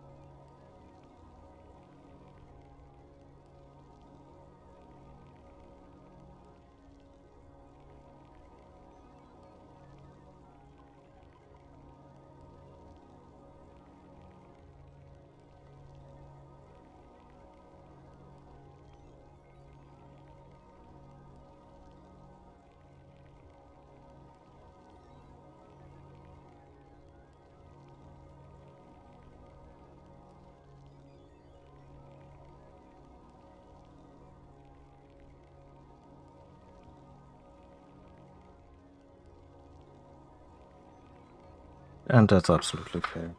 Yeah. I come to like this particular kind of game. even tougher ones like Hollow Knight, but I can absolutely see people being like, nope, not for me.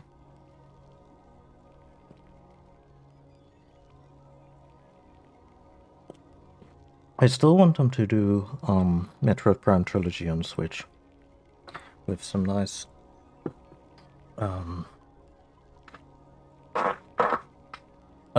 graphics updates, obviously, and also copious amounts of options on how to play these games.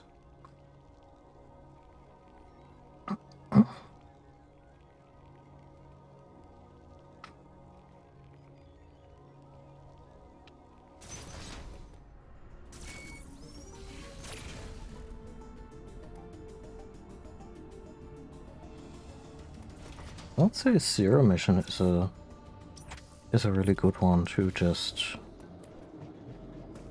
try. And is that just a power bomb? Could just be a power bomb. Huh.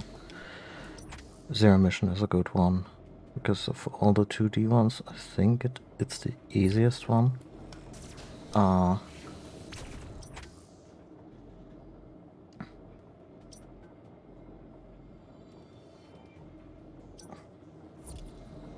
And progression in it has a really good clip.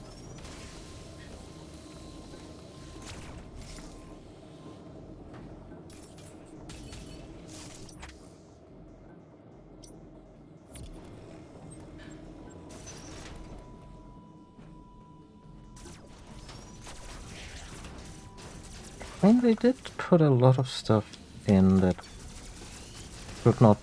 should not appear in the series until later games. And of course, then there's the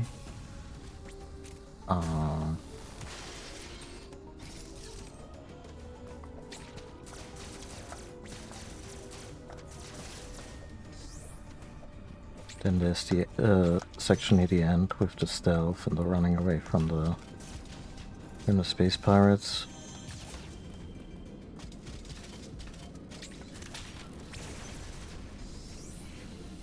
Which can be a little frustrating.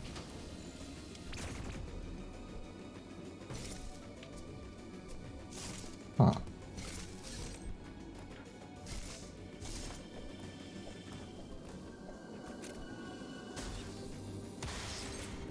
But overall, the whole thing in Civis proper is good stuff.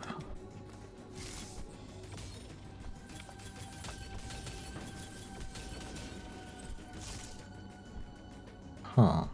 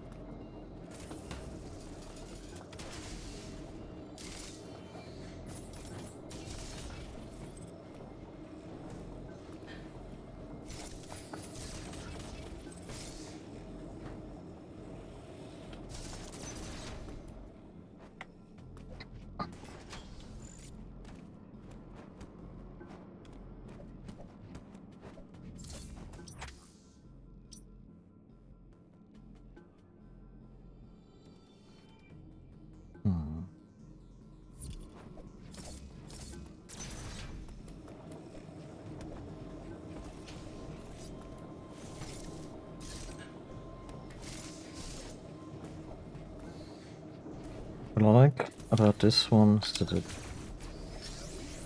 takes a few chances with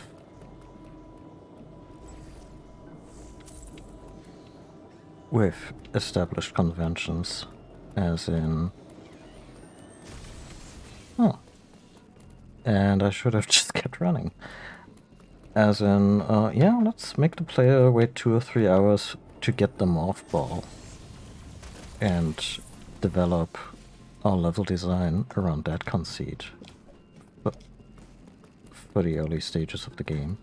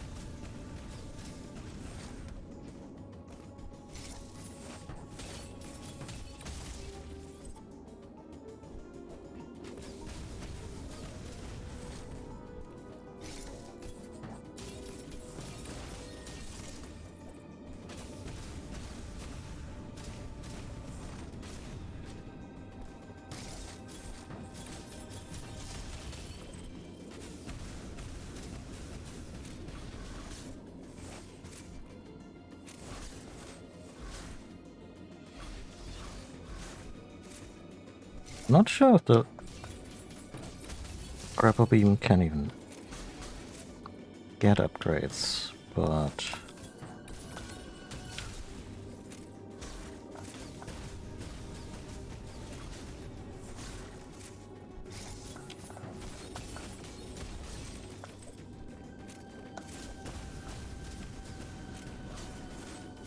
poop.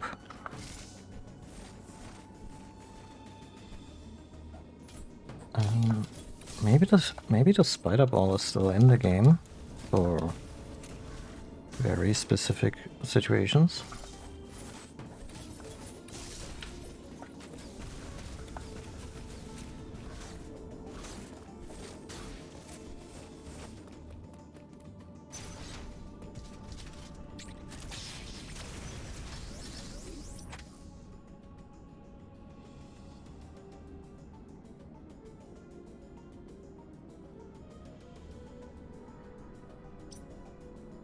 Does this mean cold weather? Nah. I've been through that area, right?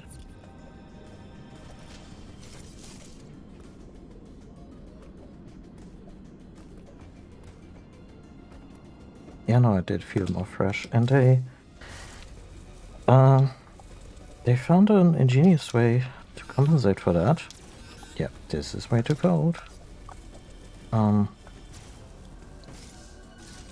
So we still have some of a Metroid DNA, because we're still super susceptible to cold areas. Then there's this rather upsetting background.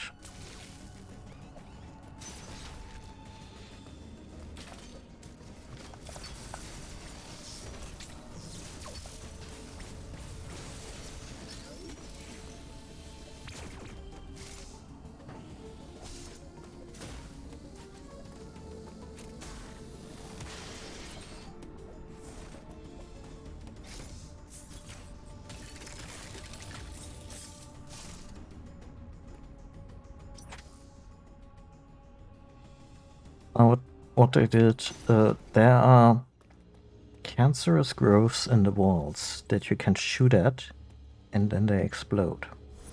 So you kind of like in a Zelda game when they don't give you the bomb bag outright, but there's like bomb plants on the walls.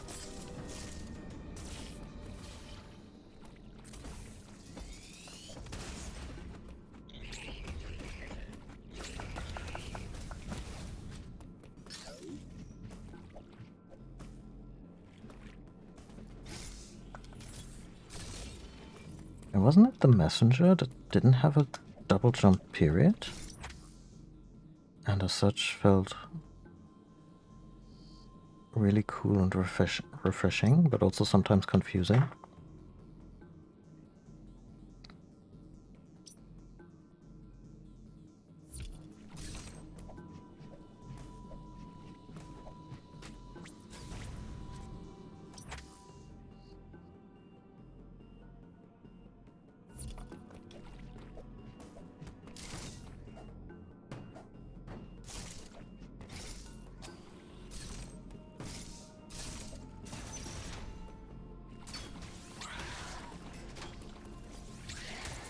The counter mechanic in the Mercury Stream Metroid games, I can kind of take and leave it.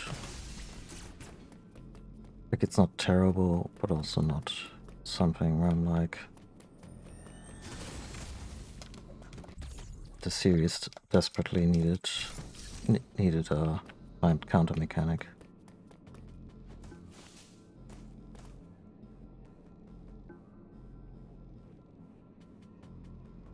Yeah, I think it had the S-spin.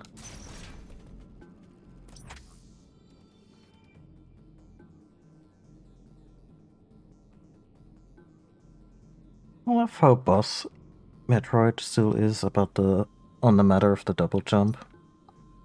To this day. As in, yeah, no, we don't have a double jump. When our girl gets her upgrade,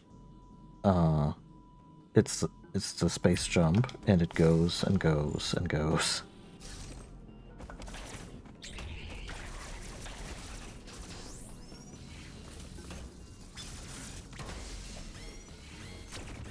seemed wildly unnecessary.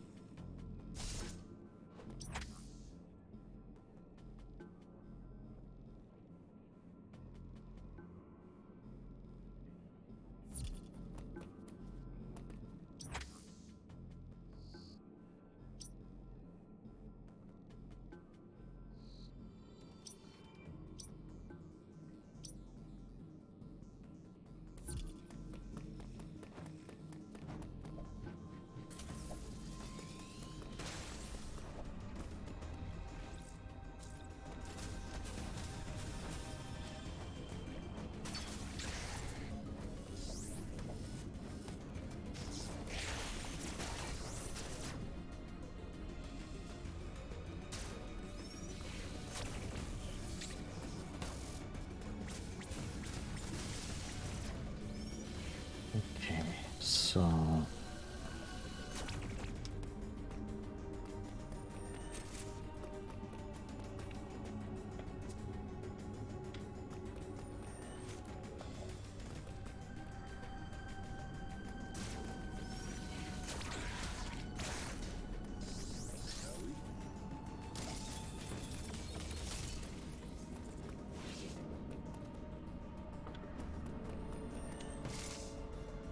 nope, nope.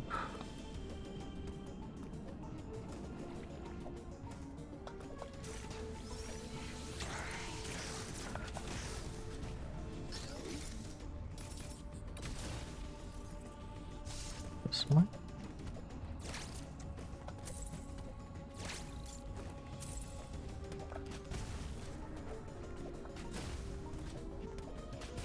Okay. Where am I supposed to get?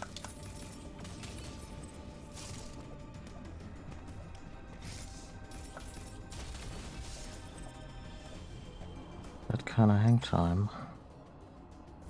Oh, right here, huh?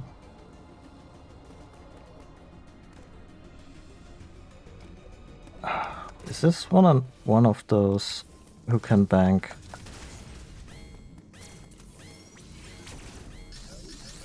Who can bank a Shine Spark the longest?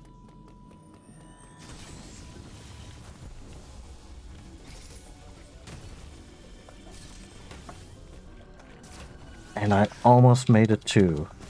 God damn it.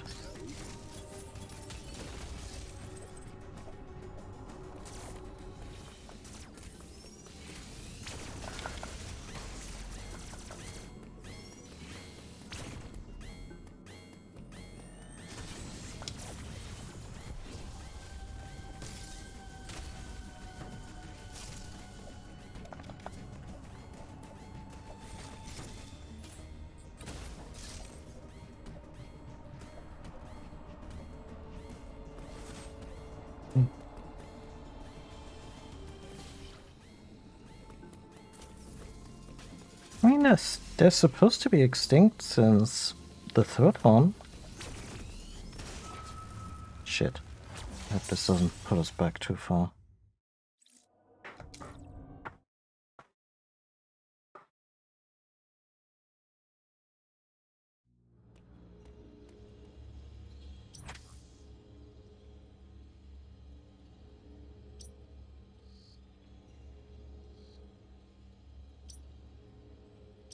I think it's just this upgrade that we now have to reacquire, but that's okay.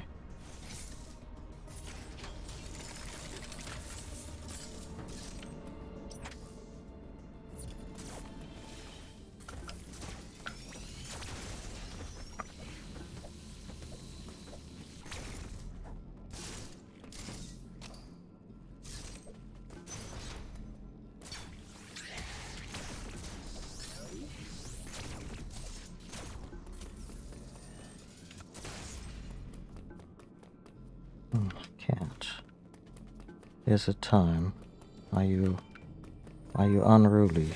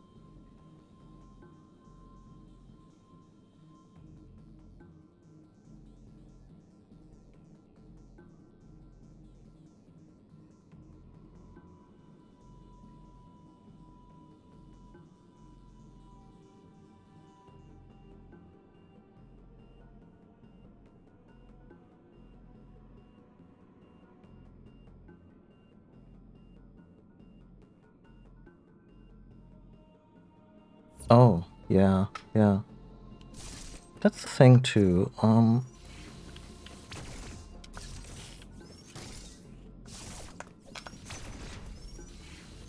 really torn on the whole.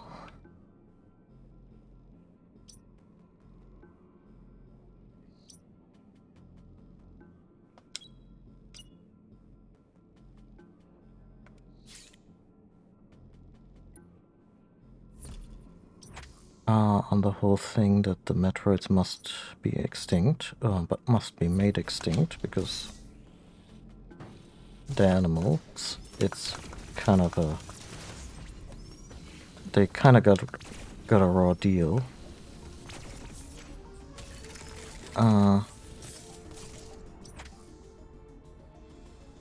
That was precisely not the corridor I wanted to take. And even though they're incredibly dangerous,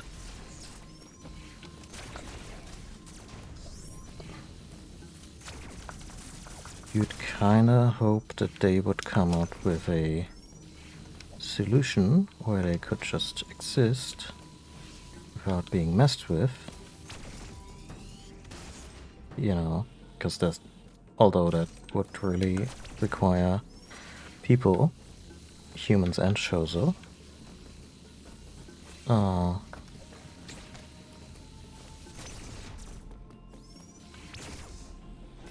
to change rather than them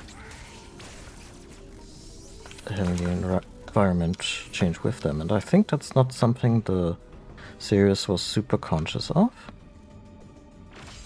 initially. Because when has... Metroid has its root in the Alien franchise, and when was the Alien franchise ever particularly sympathetic to the alien? Especially since the alien isn't just an animal in those movies, it's also a metaphor for certain fears, such as the sexual assault metaphor as inflicted on a man in the first movie. But also, it's just plain old cosmic horror. As in, if we poke too deep or too far into space, at some point, it'll all just explode in our face.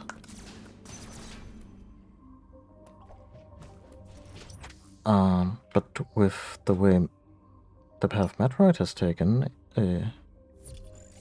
it being very much about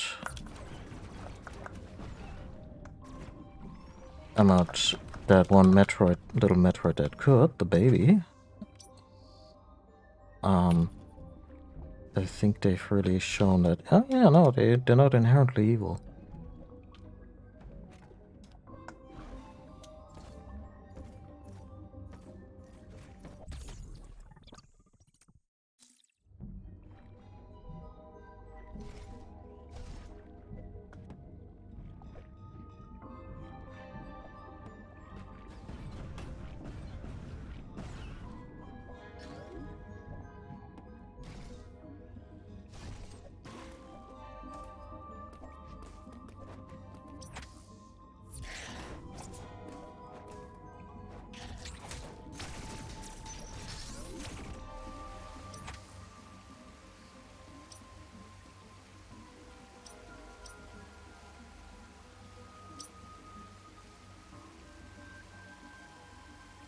Ah, here it is.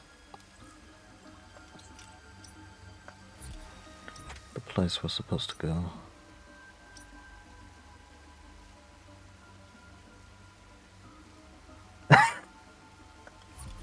I didn't get that at first.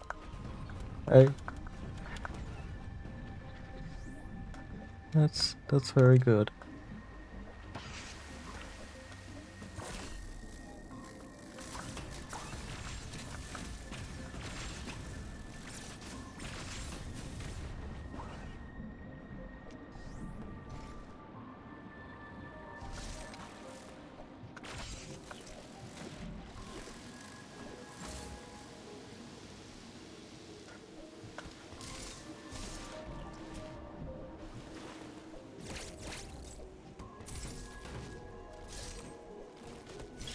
Sure, I can ignore all this damage for a little while longer.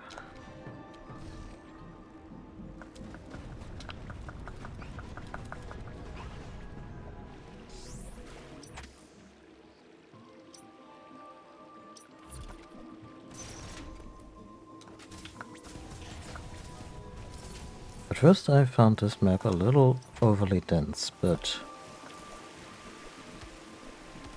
now I'm just grateful for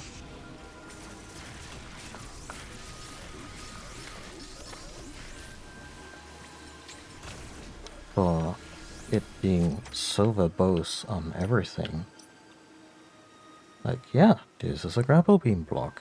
And everything is marked with question marks if you haven't encountered the item yet.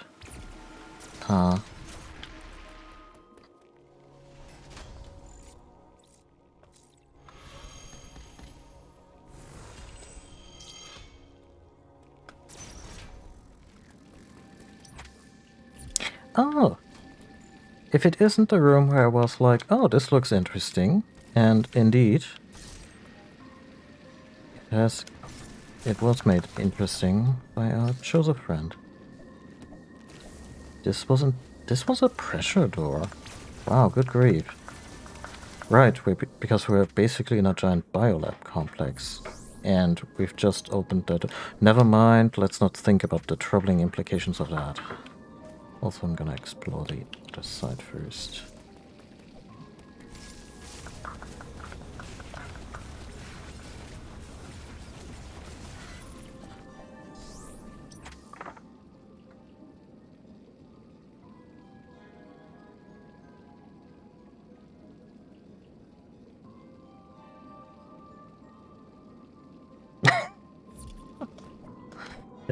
Yep. One could extend this further by going, well, if they're still able to poke after that much to drink.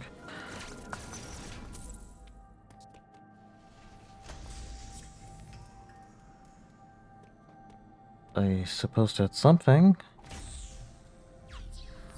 Maybe, I don't know.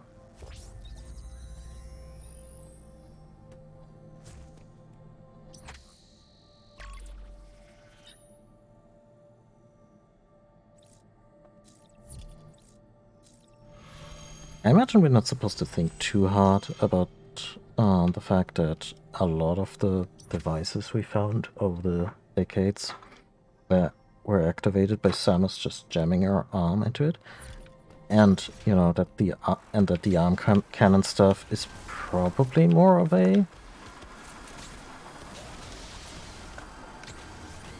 whoa.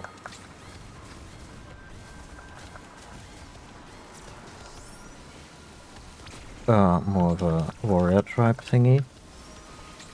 Although, I imagine that even the more benign Shozo tribes would have them.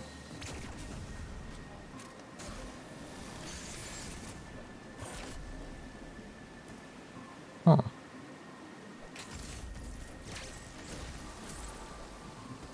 What are you hiding here?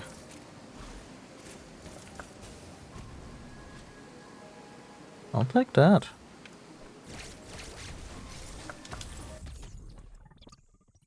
So, regular missile tanks, 2 missiles. Terrible inflation there. Missile plus tanks, 10 missiles. That's why I was so eager to get that one when I was messing around with that puzzle.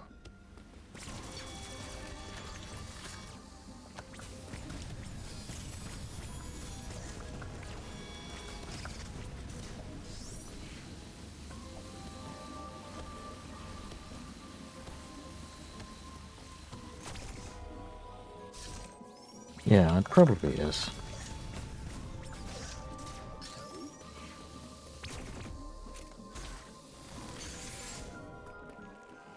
Oh.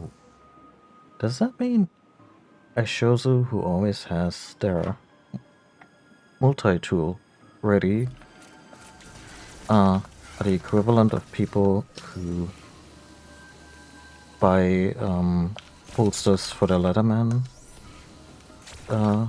knife, which I not attaching any kind of stank or judgment on, I should clarify. It's just a very particular type of always prepared kind of person.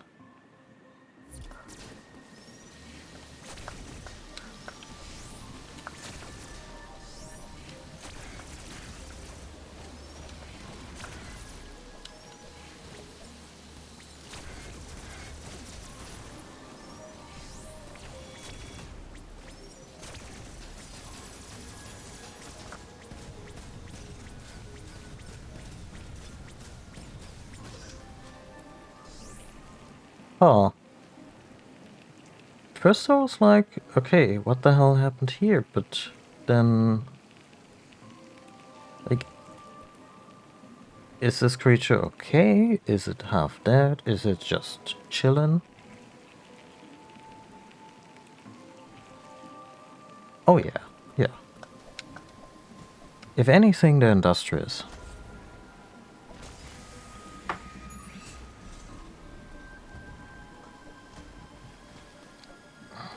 I'm still so giddy about that moment when Samus spoke in fluent Chozo. Oh, it's the next boss, isn't it?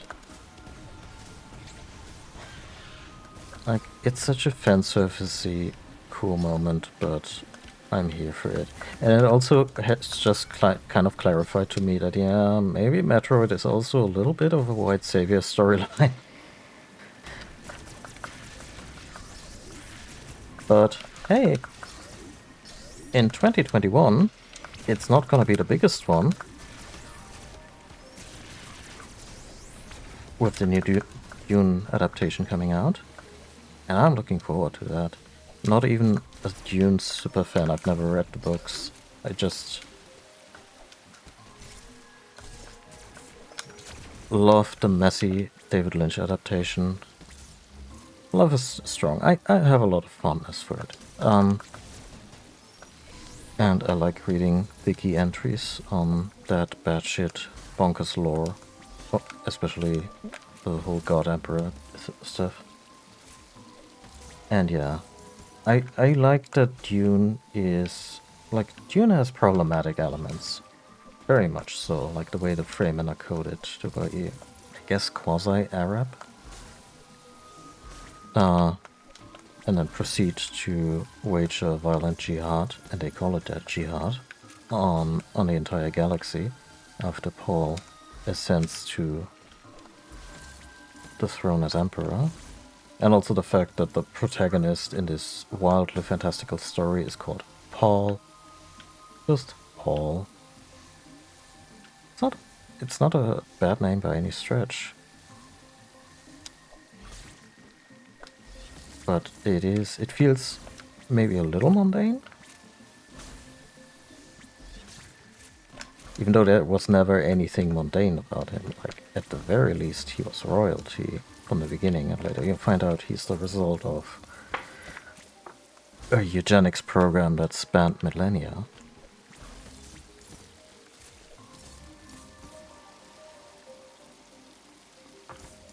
I'm kidding. No. Yeah, with the new movie I'm mostly excited for the cast. I have no frame of reference for the protag, but other than that, they cast some heavy hitters in there. Stellan Skarsgård as Baron Harkonnen alone. Then there's Oscar Isaac as Leto, like Duke Atreides. Then there's Jason Momoa as Duncan Idaho. And I mean, if you ever thought of a person where you think, yeah, this is the guy that we're gonna clone for millennia to come, because it would be shame to, you know, no longer have all that, you know, on display for humanity to behold. I think Jason Momoa makes a pretty good case for that. Although I could have also totally seen that role go to Oscar Isaac, who plays the Duke. And I guess Zendaya as Shani, yeah, sure. And Javier Bardem as the leader of the Fremen, yeah, still go.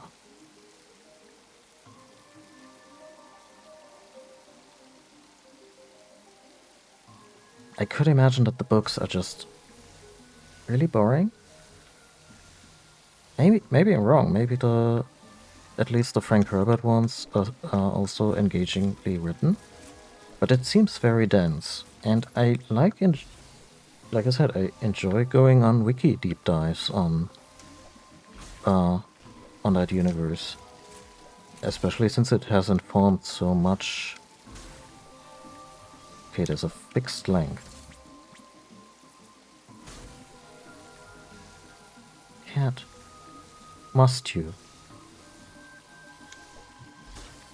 Shit. Okay, this one is 100% on the cat, because I had it and then she bumped my hand.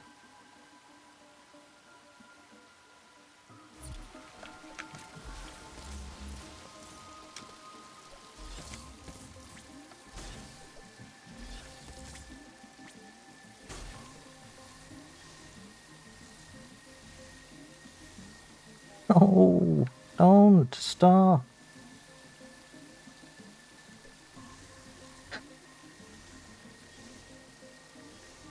She's rubbing her cheeks on my thumbs.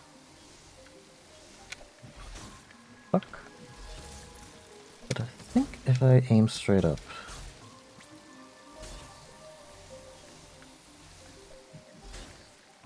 Straight up.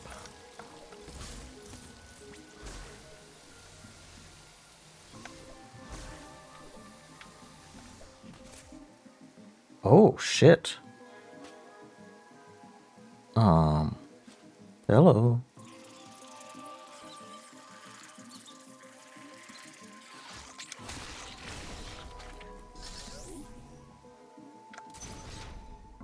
Let's go, I guess.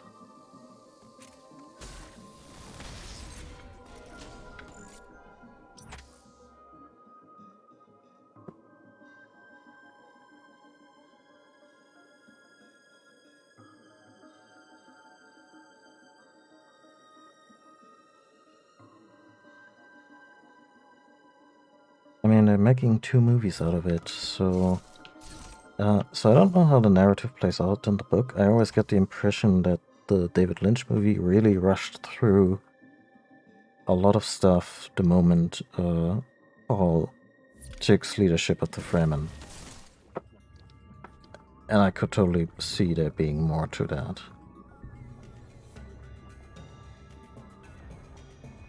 Oh, that's a lot of tentacles. That's an obvious weak point. And... What?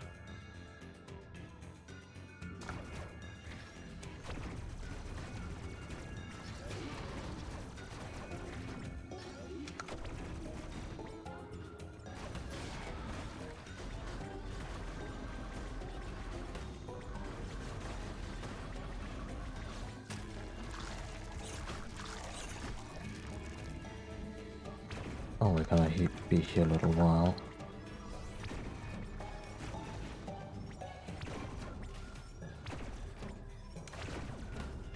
Is the red one just really tough, or...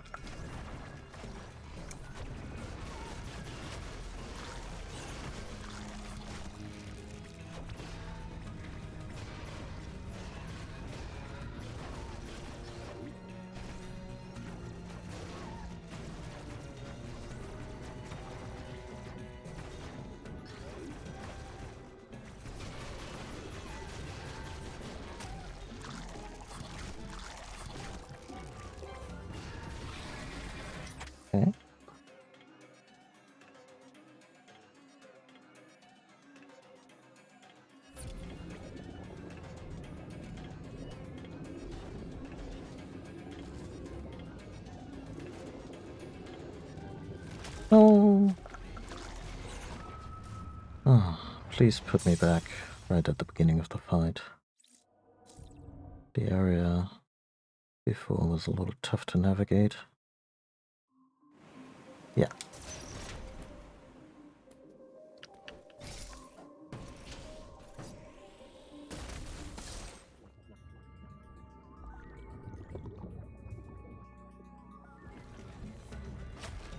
See, it's not the number of tentacles, but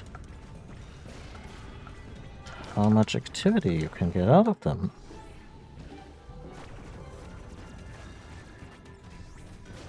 Which brings us back to the sexual metaphor of the Alien/Metroid franchises.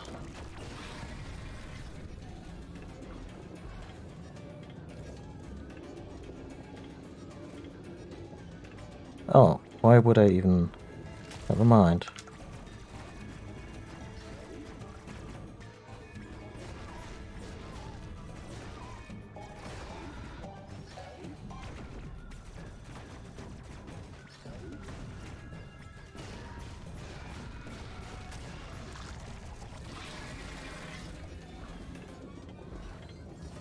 Okay, I'm just gonna chill.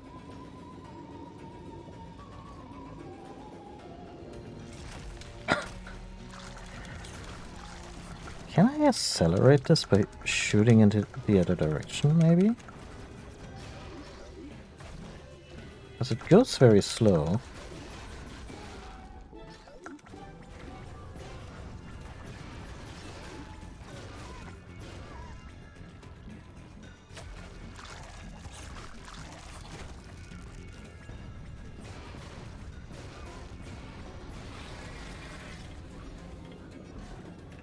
Come on.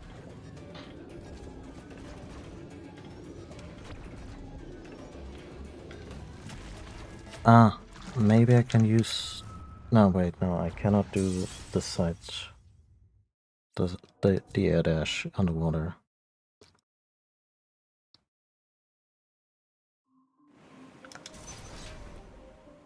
Interesting puzzle boss so far. Also, its attacks are not, like, obnoxiously hard to dash. To dodge.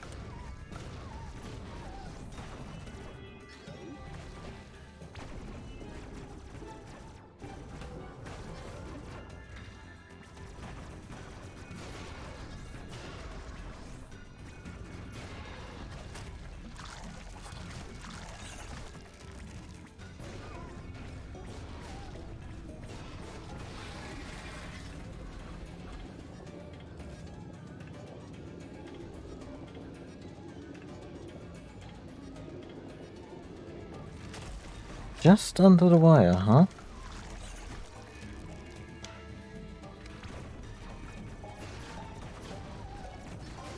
Say.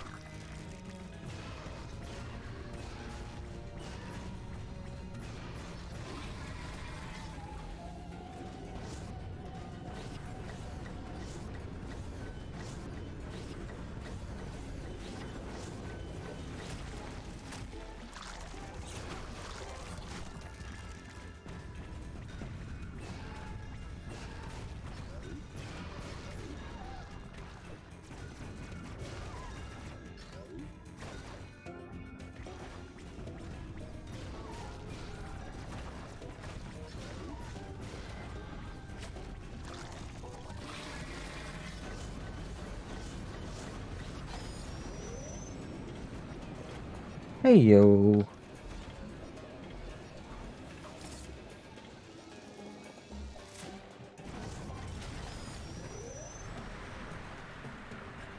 Huh.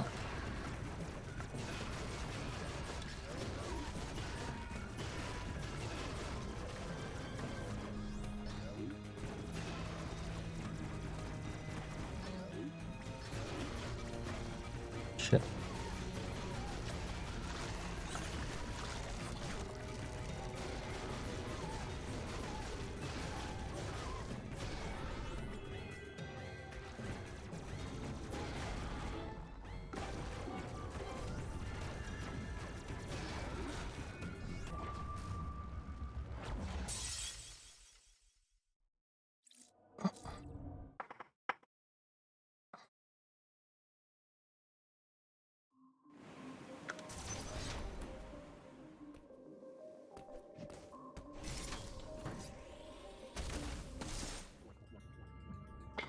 Speaking of force feedback.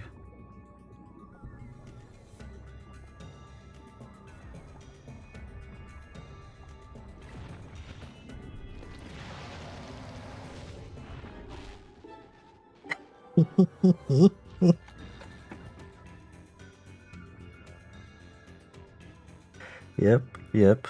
That's exactly what happened to me. Thank you. Speaking of force feedback, please do tell me what the rumble is like on the Pro Tube, because for some reason, and I have no idea why, it seems very faint with the Pro 1.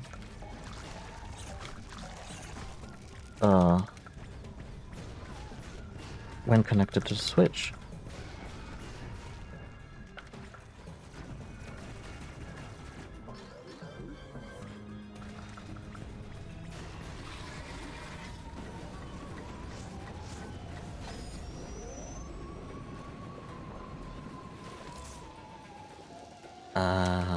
Yeah, it just makes me wonder if there's like a...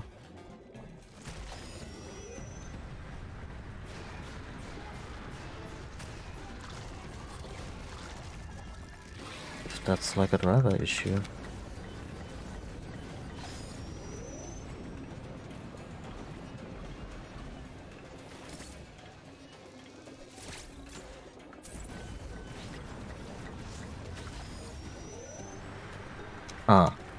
Thought maybe the idea was to completely drain this space, but...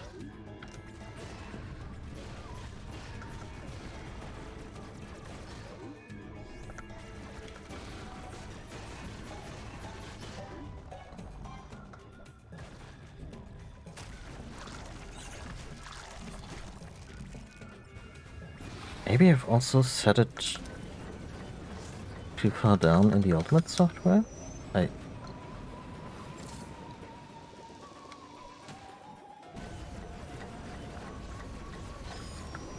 Oh, yeah, no. That's... Oh,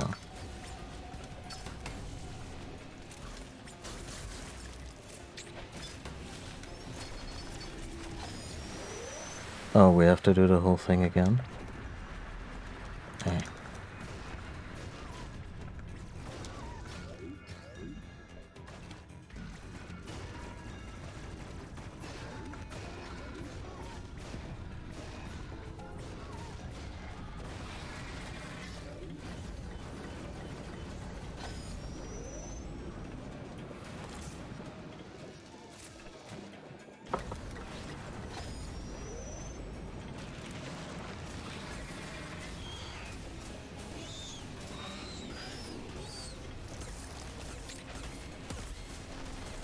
Okay. Might not be this attempt, but we certainly got a handle on the strategy.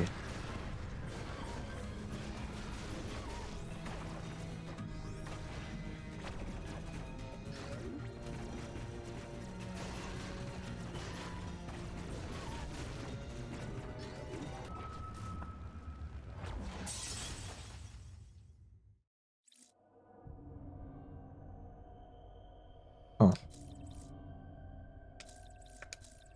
Yeah, maybe I just set it up weirdly. I have to revisit that. Because a little force feedback can be fun.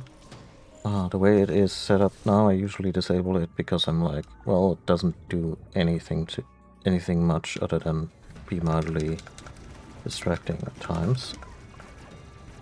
So I might as well save on battery.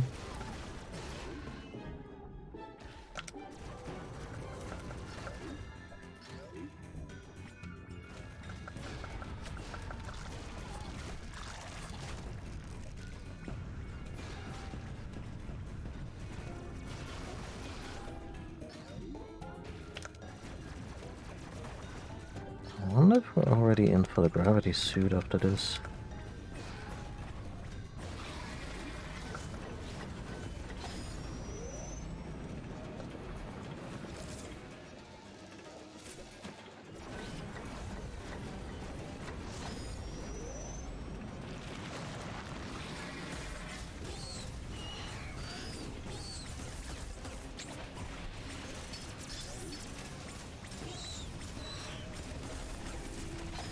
That was good.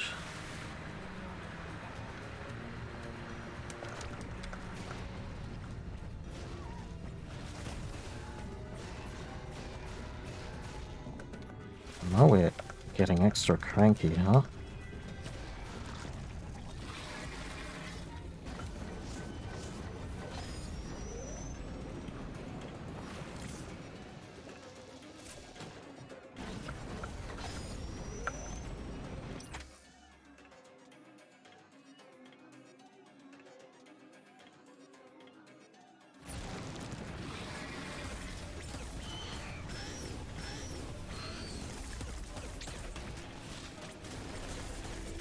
Yeah, HD Rumble is marketing jargon if I ever heard it.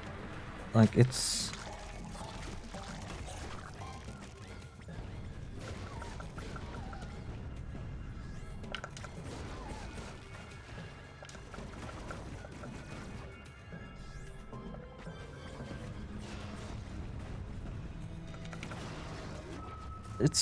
well done, and I liked it particularly in stuff like the Doom port.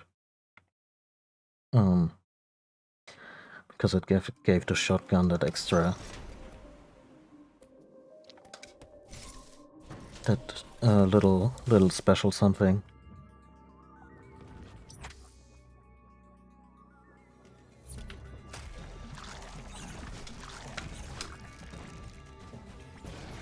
Just one more thing I never knew about the Dreamcast. That console, that was such a shame when it kind of just Okay.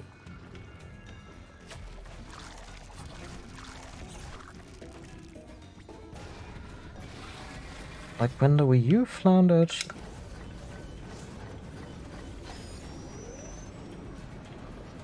I can't say I was shocked.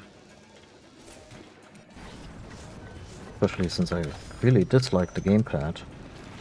If the Wii U had just been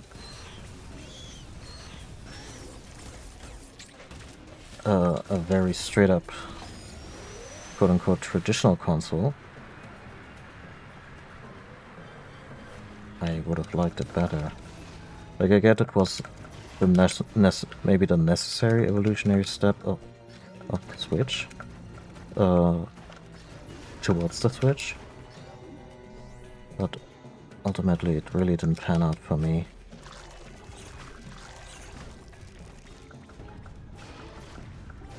And I have a bunch of games for it too, like a lot of the games were terrific. But give me that Pro Controller, please.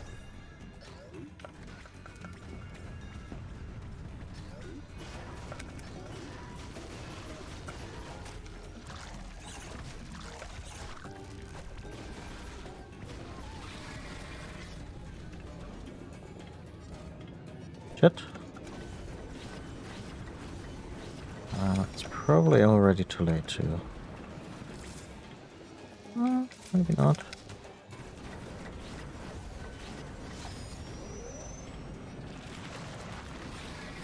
Ah.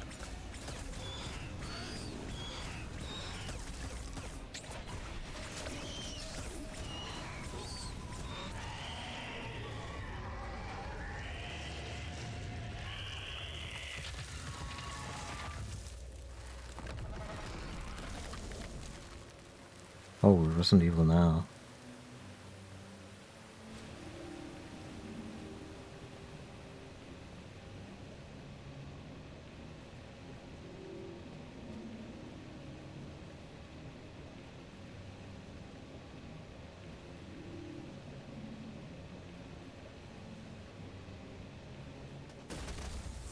Oh. That took me by surprise.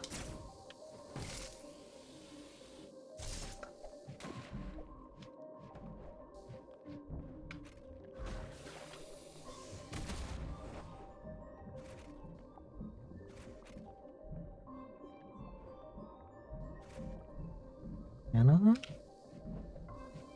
No. Yeah, especially since I was still pausing in the background and just went and Yeah.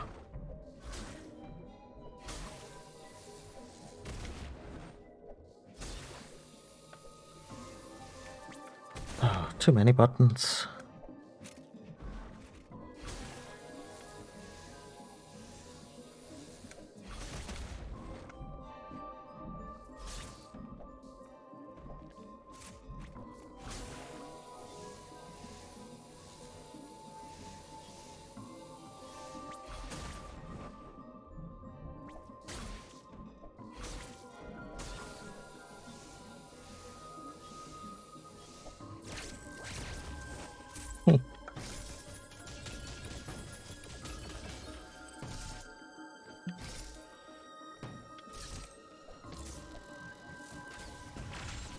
I present to you wall cancer.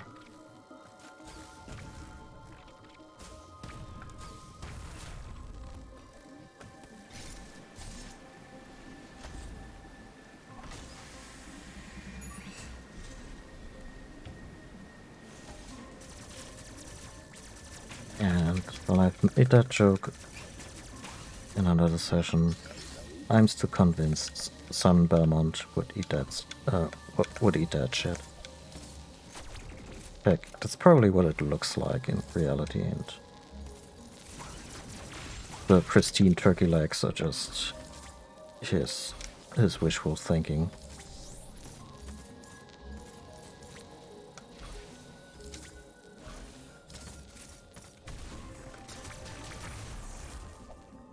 Okay, this is probably, yeah, that's probably a way to the surface. And also a good way to end this. No, I absolutely want to see the next sector. We can go for a little longer. I'm getting hungry though, so yeah, not too much longer. Oh, what a tease! I thought for sure we were maybe gonna reach the ship. Also, I wonder what getting to the ship will do. Like, if it will blow up right in front of us, rip Adam, or if Samus gets there and then completely hits herself out.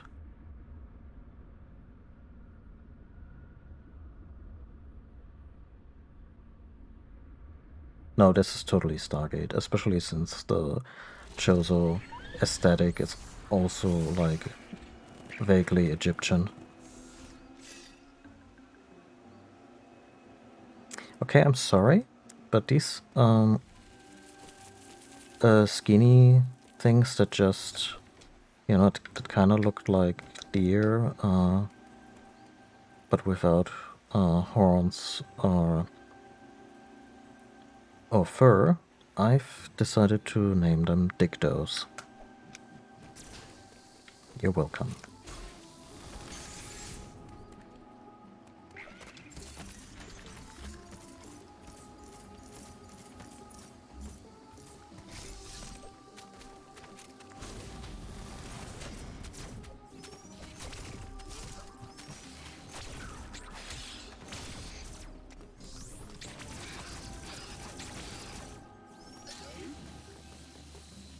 No, does as in doe-eyed.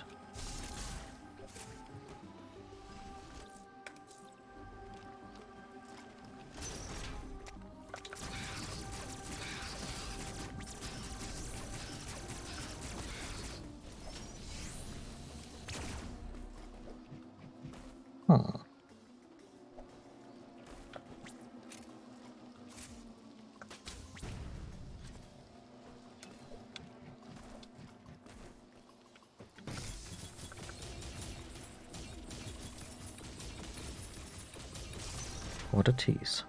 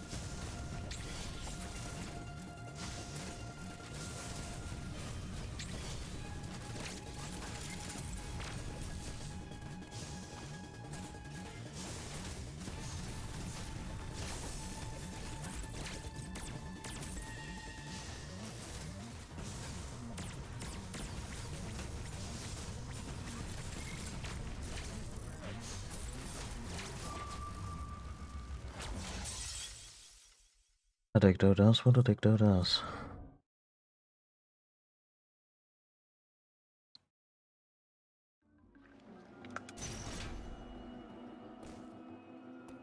Good checkpoint.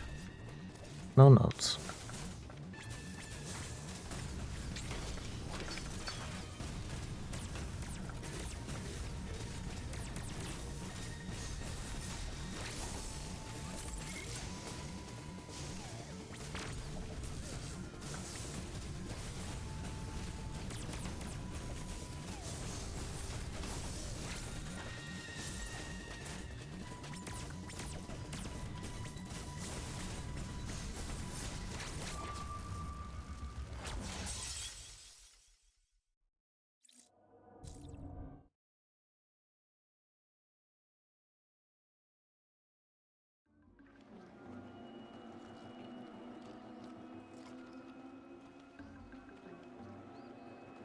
I also have the basic pro, yeah. Don't quite remember what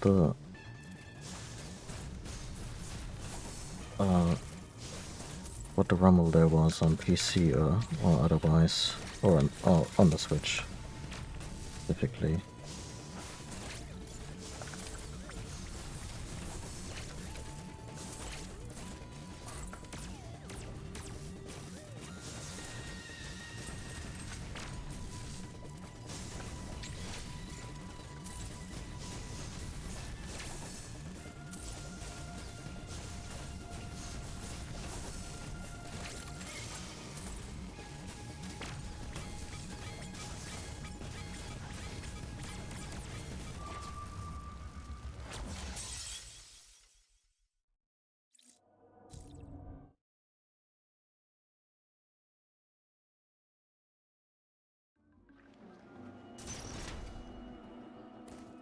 This is also a game with legitimately useful loading screen tooltips.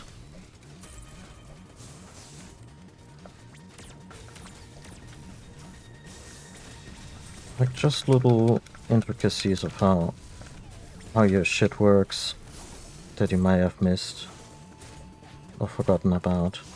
Or, you know, information like no boss attack is unavoidable. That's just a really solid baseline info to have, and also pretty decent mission statement by the designers.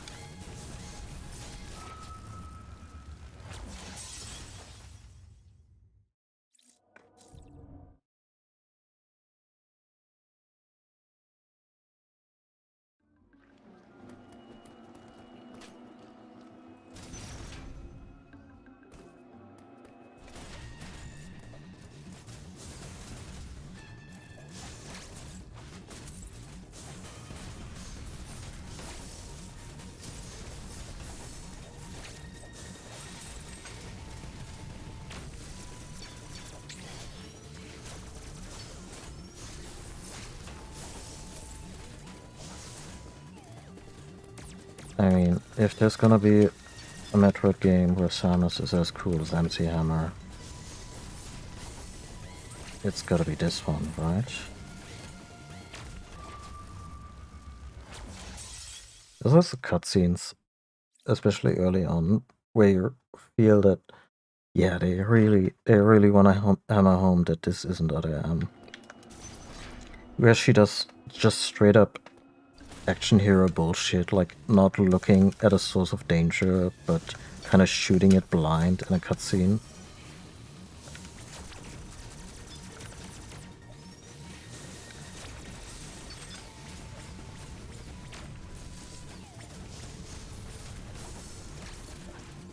Yeah, to the point where I was worried that they were overcompensating. But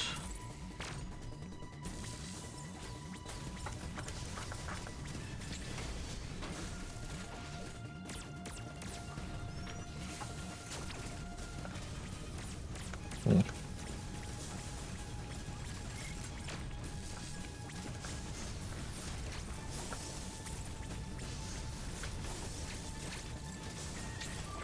Oop.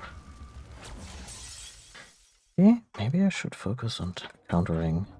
The last one, I think, was pretty much done after I countered twice. The damage potential of a counter is tremendous.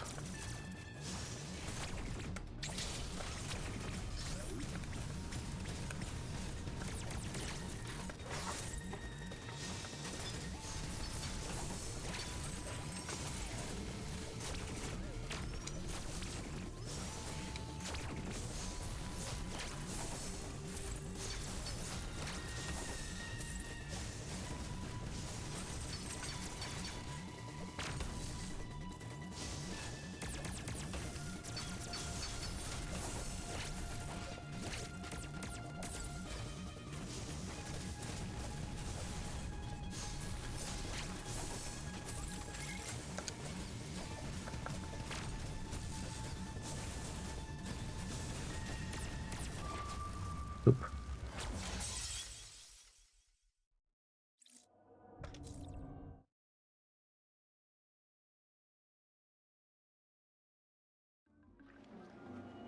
Oh. I mean, you might still develop like a finer muscle memory. That's how I often feel, where I'm like initially, oh, I'm gonna be really clumsy at this, and then it just smooths out a little bit.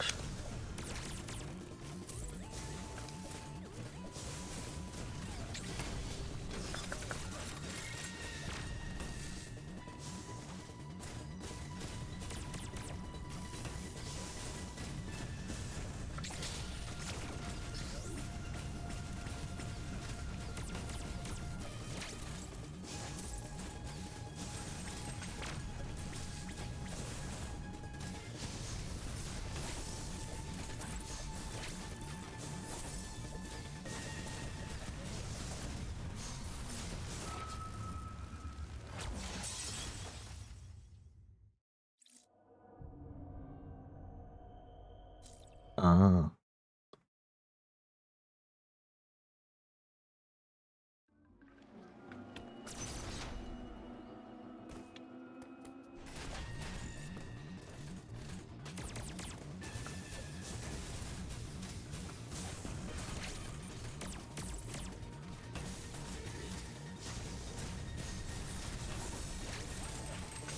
I wonder if that's why grip buttons haven't fully caught on, since we're kind of running out of real estate on the traditional controller.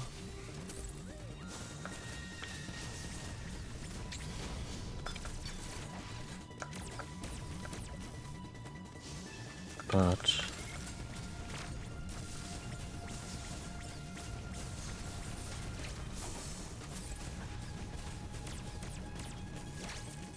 I'm still eager to hear your long-term evaluation.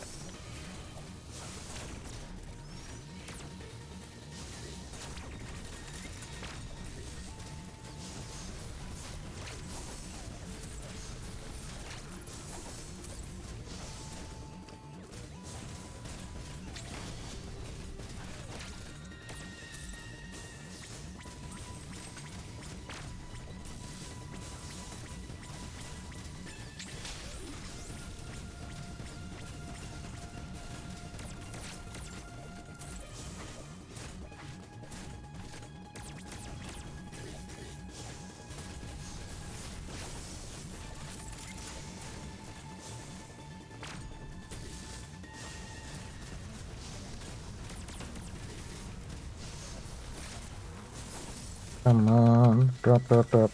Thank you.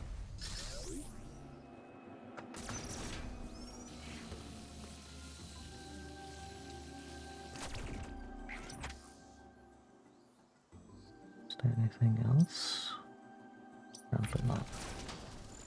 More dictos in the background. Health dispenser. A healthy health dispenser swarm.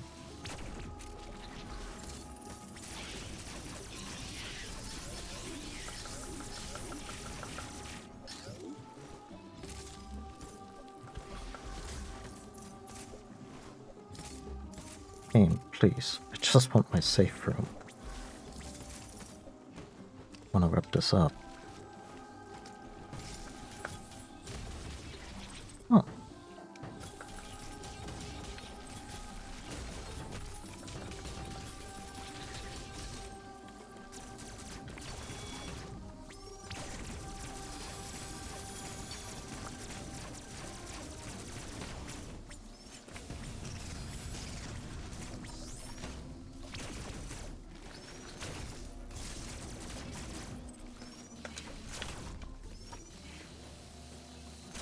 Oh, that's still a thing.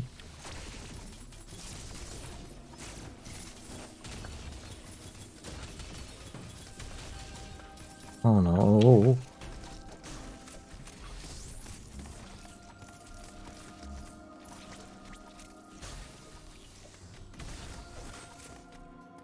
Oh, this can't eat. All available decks.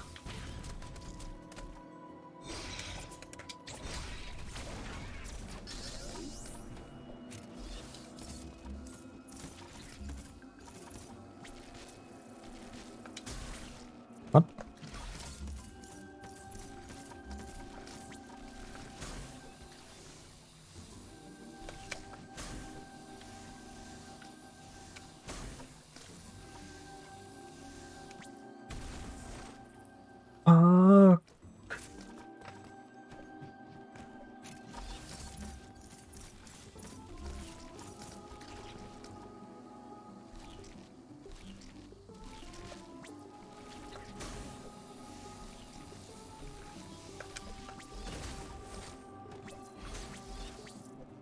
I mean, that's also one of those classic, yeah, you can do it like this, or you can just come back with the space jump. No harm, no foul.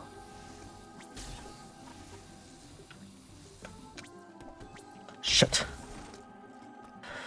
Ah, there it was, the unnecessary stress press on the jump button.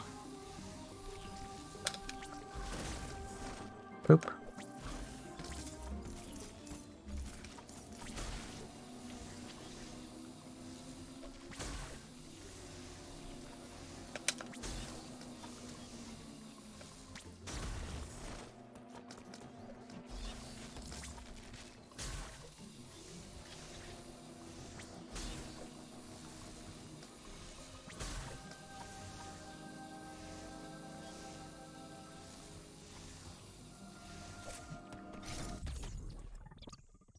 So what I did now was just release all the shoulder buttons, because you only really need to hold down fire in order to maintain the grapple beam, and just relax my fingers for a second, and then just do the jump.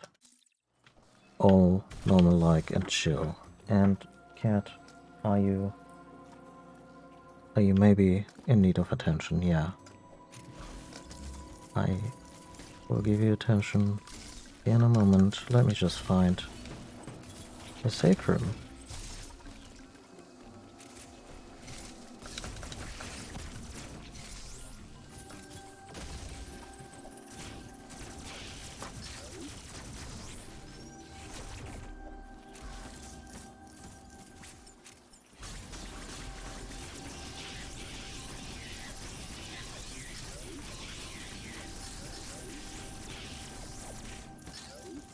That's shockingly little loot for this many critters.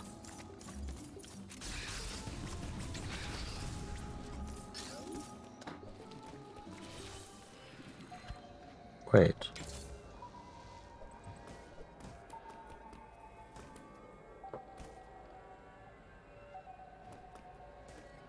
Huh. This one's not playing right now. Did old did the scholar deactivate them? Was that the thing?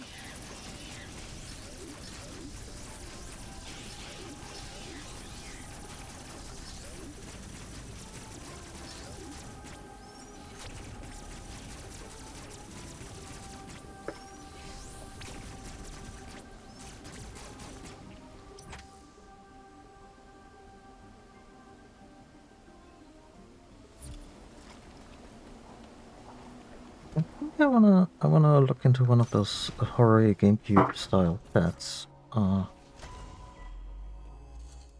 Do their GameCube style? Uploading data. So the GameCube style pets also come with back buttons? You are approaching the surface. This area, Gathering, appears to be an underground forest. No shit. The EMMI have been deactivated, but Ravenbeak still desires the Metroid DNA within you. I have reviewed the video log of your encounter after your arrival. You were no match for him then. You are no match for him now. It is true that you have recovered many of your combat abilities. However, my analysis suggests that you would not be a worthy adversary for him, not even at full power. One thing still eludes me. Why did Ravenbeak spare you during that encounter? Something must have motivated him. I'm glad they addressed that, because otherwise it's really no Mr. Bond, I expect you to die bullshit.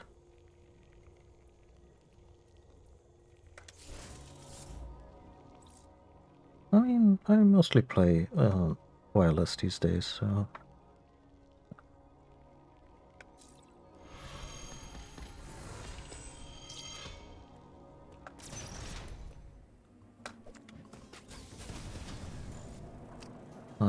I suspect an ice beam in a not so distant future.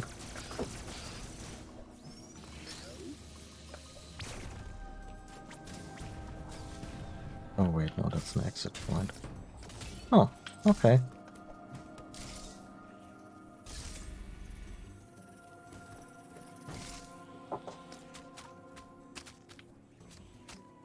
It only just occurred to me that we did save.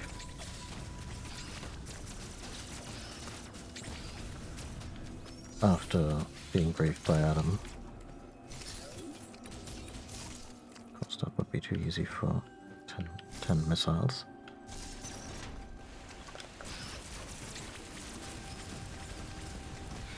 I think the power, no, the super missile is also coming up.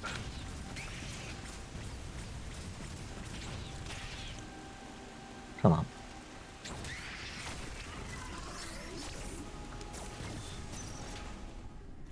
Hello.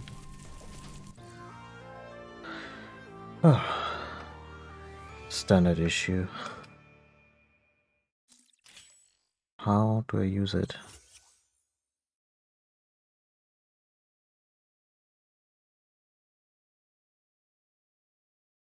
Oh, it's like in Fusion. We just have it now.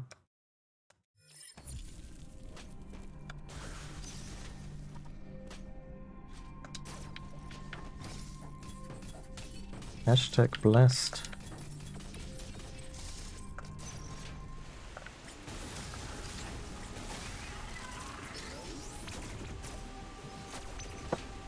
That was correct, right?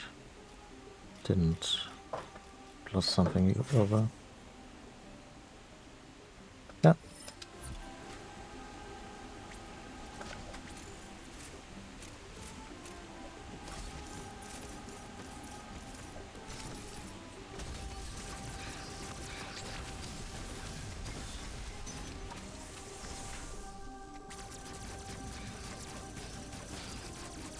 Now it is the super missile and it does more damage. I suppose there's a little bit of a screen shake.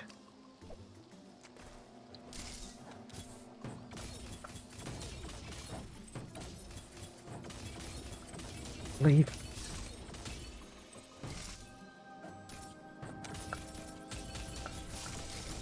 Yeah. I was half expecting the troll breakable, you know, the kind of block that gives way underneath Samus's weight, but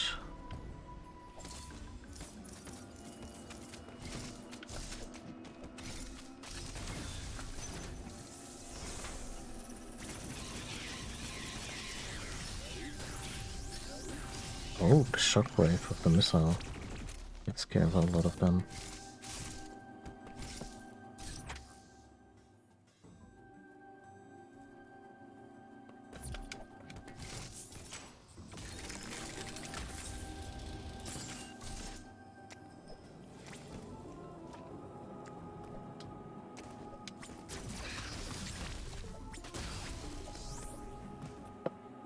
Yeah, but wouldn't Steam be able to recognize them as a Switch Pro? That has usually been my go-to for PC situations. Anyway, thank you all for watching. This session was a blast. Thank you, Azamak, for hanging out and chatting. Thanks everyone else for lurking. And yeah.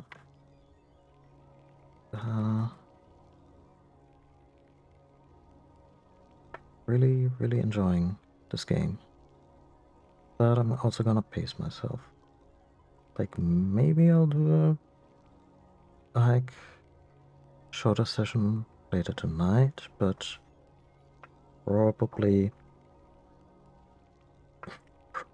probably tomorrow.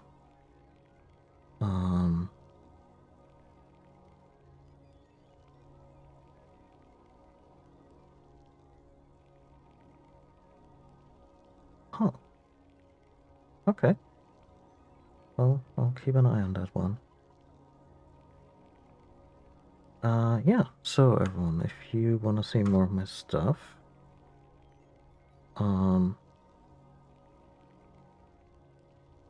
there's my stream archive over on YouTube, where my VODs usually go up a little while after broadcast. The other playlist, big loss, I know, is not up yet because at least last I checked, uploads directly to YouTube from Twitch were broken, probably as part of their whole getting hacked kerfuffle. And yeah, but I'll put it there when that functionality comes back, or if it takes them really long, and I'll just bite the bullet and manually download and upload it all. Yeah. Also, if you want to be notified when I go online, say tomorrow, you can follow me here on Twitch or on Twitter and Mastodon for stream alerts. And if you're feeling particularly generous, you can throw a few bucks into my tip jar on Ko-fi.com. Yeah. So until then, enjoy your weekend. Take care of yourselves and the folks around you. Wash your hands, wear a mask, get vaccinated if possible, and I'll see you all next time. Bye.